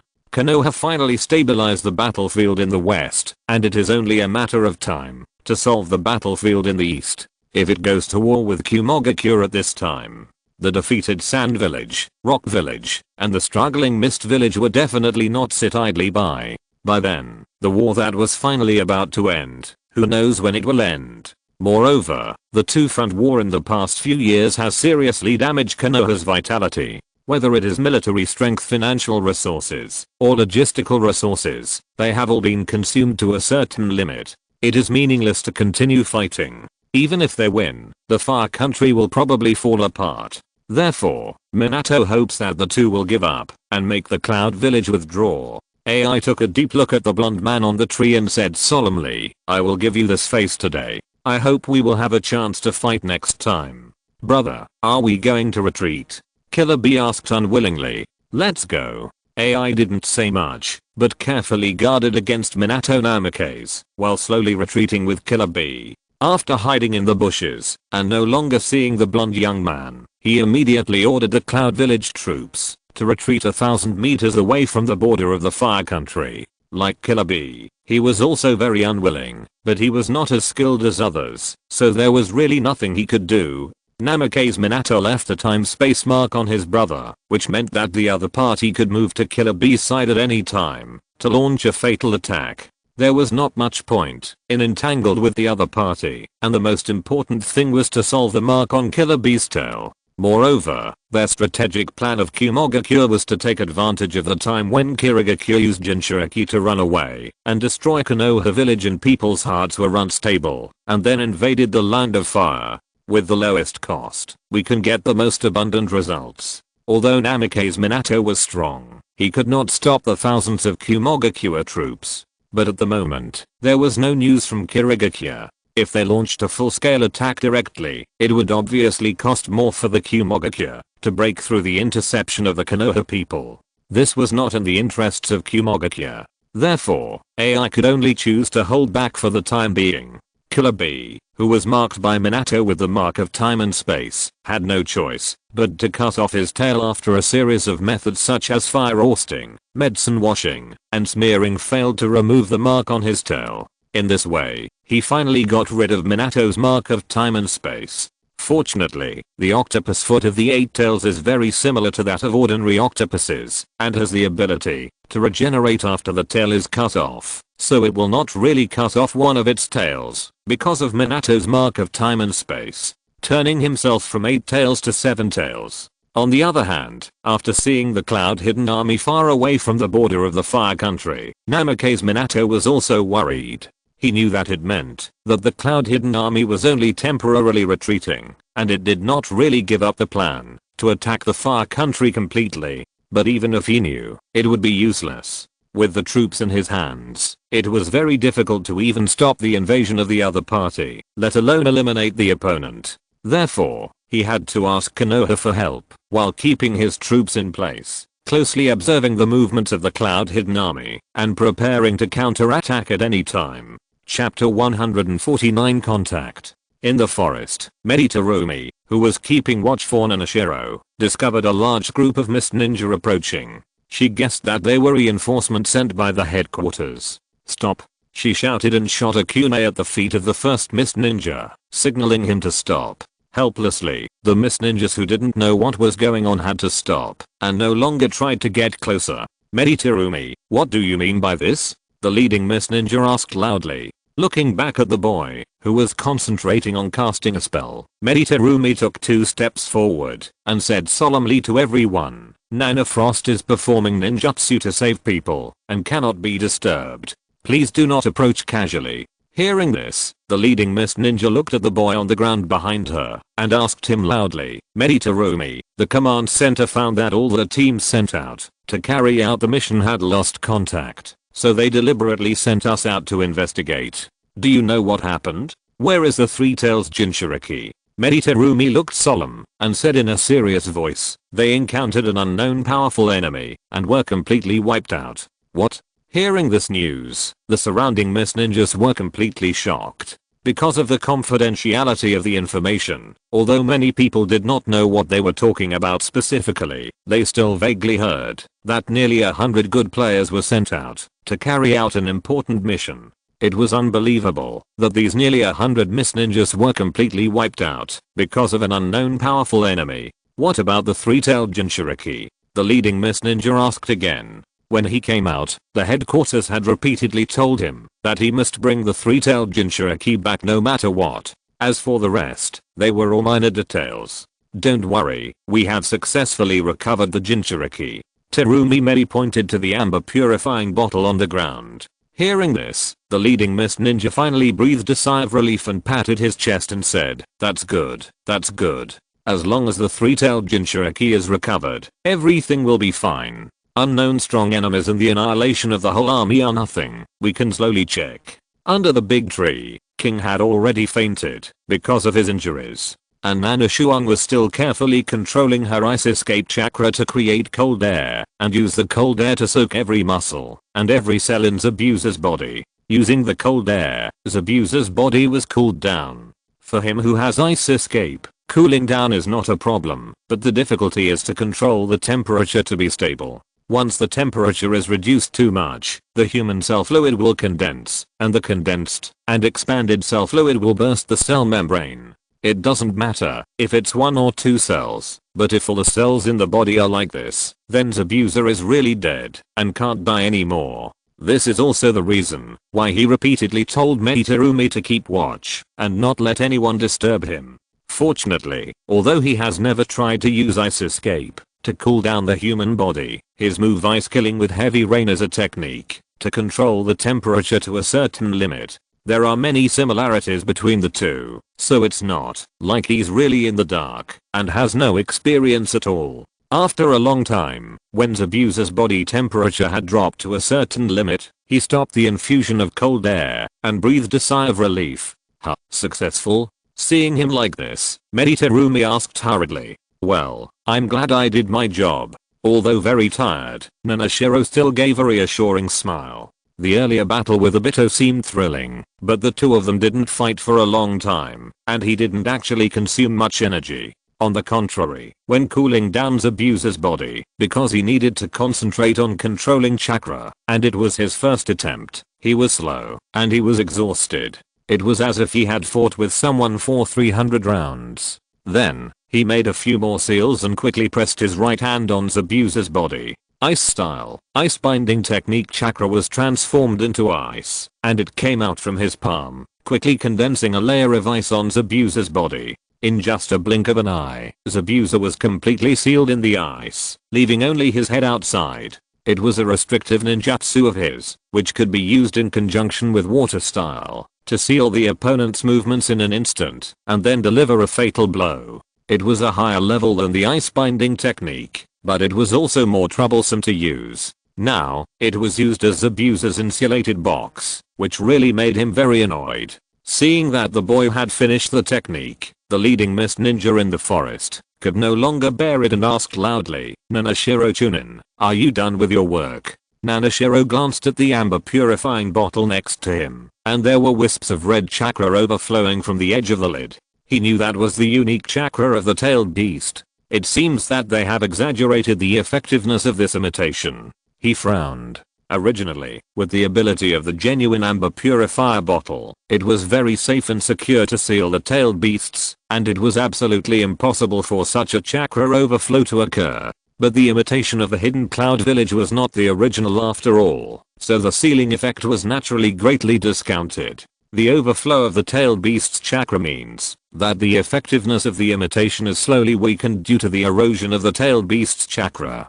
Judging from the current situation, this imitation will definitely not be able to seal for 24 hours, and I'm afraid it will not even last for 12 hours. And he still has to deal with Captain King's injuries, so he has no time to send the three-tail back. If he delays time and lets the three-tail escape, it will be a lot of fun. Thinking of this, he looked at the leading mist ninja on the other side and replied loudly, "This sir, we have other things to deal with, so please take the three-tail back first." Then, he picked up the amber purifier bottle at his feet and threw it over without saying anything. As for whether the other party was a disguised Konoha ninja, he had no doubt about it. There were shadowy figures in the forest, and a rough count showed that there were no less than 100 people. If they were really Konoha people, with hundreds of people, there was no need to be so polite to the two of them, and they could just attack directly. But the other party did not do so. Therefore, the people coming must be the reinforcement of Kirigakure.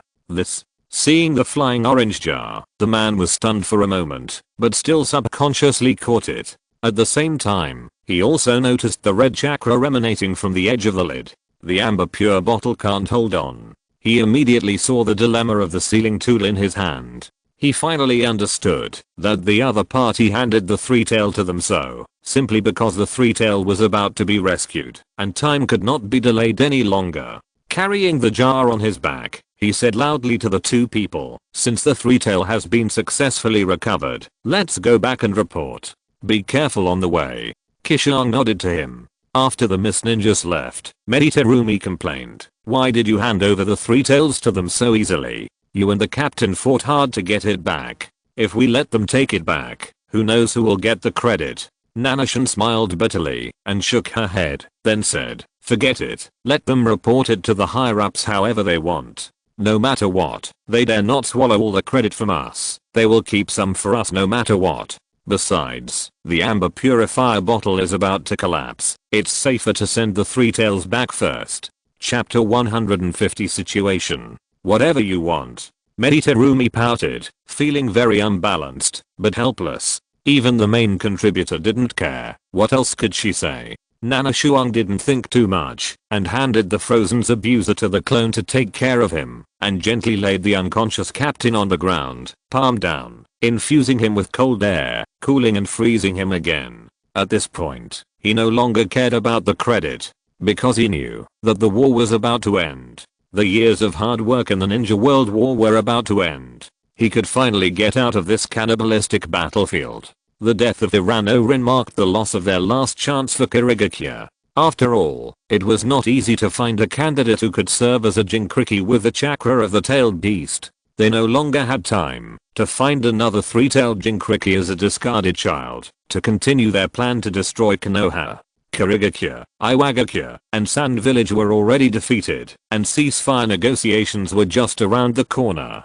As for the current situation, only the Cloud Village, which has preserved its strength early and has not participated too much in the war, has the ability to fight Konoha. If the Cloud Village takes the lead and they attack Konoha as the main force, and the three parties of the Mist Village assist from the side, there may be a possibility of reversing the situation. But this also means that the Cloud Village, as the main force, will withstand the main pressure of Konoha, and there will be great sacrifices and losses. Judging from their earlier passive attitude of avoiding war, it is unreliable to ask them to take the lead in resisting Konoha.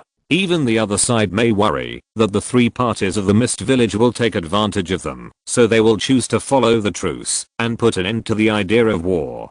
For such a situation, Qishuang does not think that the war can last long. On the other side, the Mist Ninja unit that contacted Qishuang and them rushed back to the frontline camp of the Mist Village with the amber purification bottle. What's the situation? Looking at the Mist Ninja who broke into the command tent, a commander frowned and asked. He noticed that the person who came was the leader of the team they sent out earlier to investigate the situation of the temporary Jinkriki. The man took a jar from his back and put it on the ground and said loudly to the two men, "Report to the two adults. The team that went to expel the Jinkriki was wiped out." Hearing this, the two commanders were shocked. One of them hurriedly climbed up from behind the desk and asked anxiously, "Where is the Jinkriki?" "The Jinkriki is." The other man pressed his shoulder, pointed at the orange jar, and said in a deep voice, "Why are you panicking?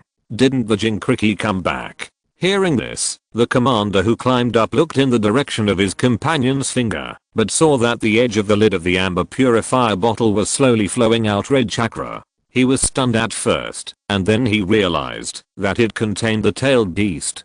Fortunately, the three-tail was recovered. He breathed a sigh of relief. How is the blue squad? They are responsible for recovering the tailed beasts with the amber purifier bottle. Why do you come to report? He sat down slowly and asked again. The Mist Ninja bowed his head and replied, "Two members of the blue team were seriously injured, and the seal of the amber bottle was weakening. They were afraid of wasting time, so they asked us to escort the amber bottle back as soon as possible." Looking at the edge of the jar, the red chakra slowly oozing out, another commander frowned and said, "The guys from Kirigakure are not reliable at all. Come on, tell the sealing team." With an order, a figure rushed out from the corner of the big tent and disappeared at the door of the tent in the blink of an eye. "Okay, there's nothing for you here." Seeing this, the first commander sent the Mist Ninja who escorted the amber bottle back. Yes. After the man left, he said to his companion next to him, "The plan failed. How can we report to the village?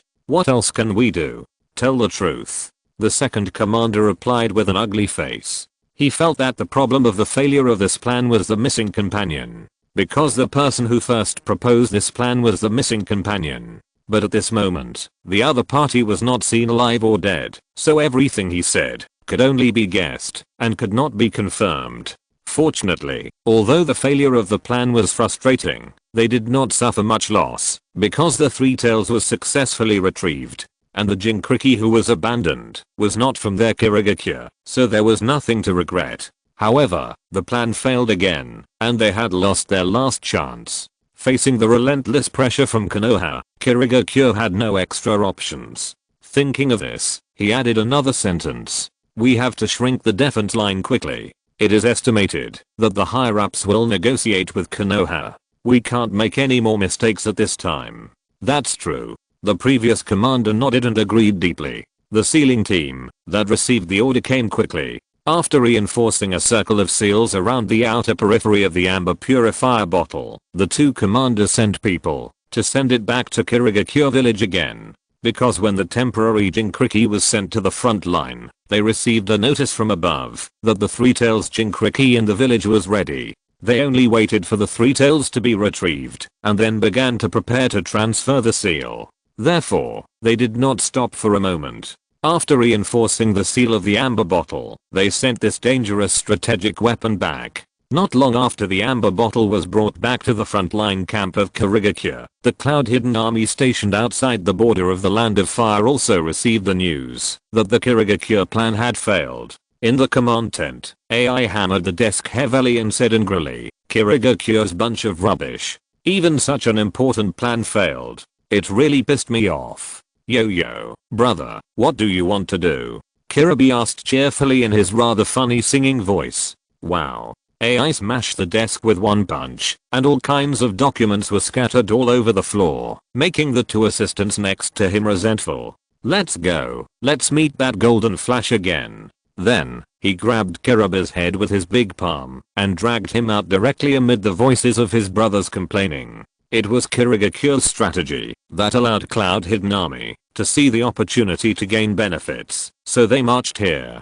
But the unreliable guys of Kirigakure actually failed at this time, which embarrassed them who were waiting to take advantage. AI was unwilling to let them retreat like this. He still wanted to give it a try to see if he could defeat the Golden Flash. As long as he could defeat the Golden Flash, he could launch a full-scale attack without any scruples. Then, under the leadership of AI, the Kirigakure troops once again pressed to the border of the Land of Fire. Under the pressure of the situation, Minato Namikaze once again confronted the Killer Bee brothers. However, the result this time was still no different from the last time. Minato, who didn't want to start a war, still didn't kill them. The two brothers had to retreat again. On the other hand, after the experience of cooling and freezing Zabuza, the time that Qishuang could cast the spell on King was significantly shortened. After a lot of hard work, the body of the leader King was frozen, and he brought the two dying people and Meditarumi back to the Kirigakure camp safely.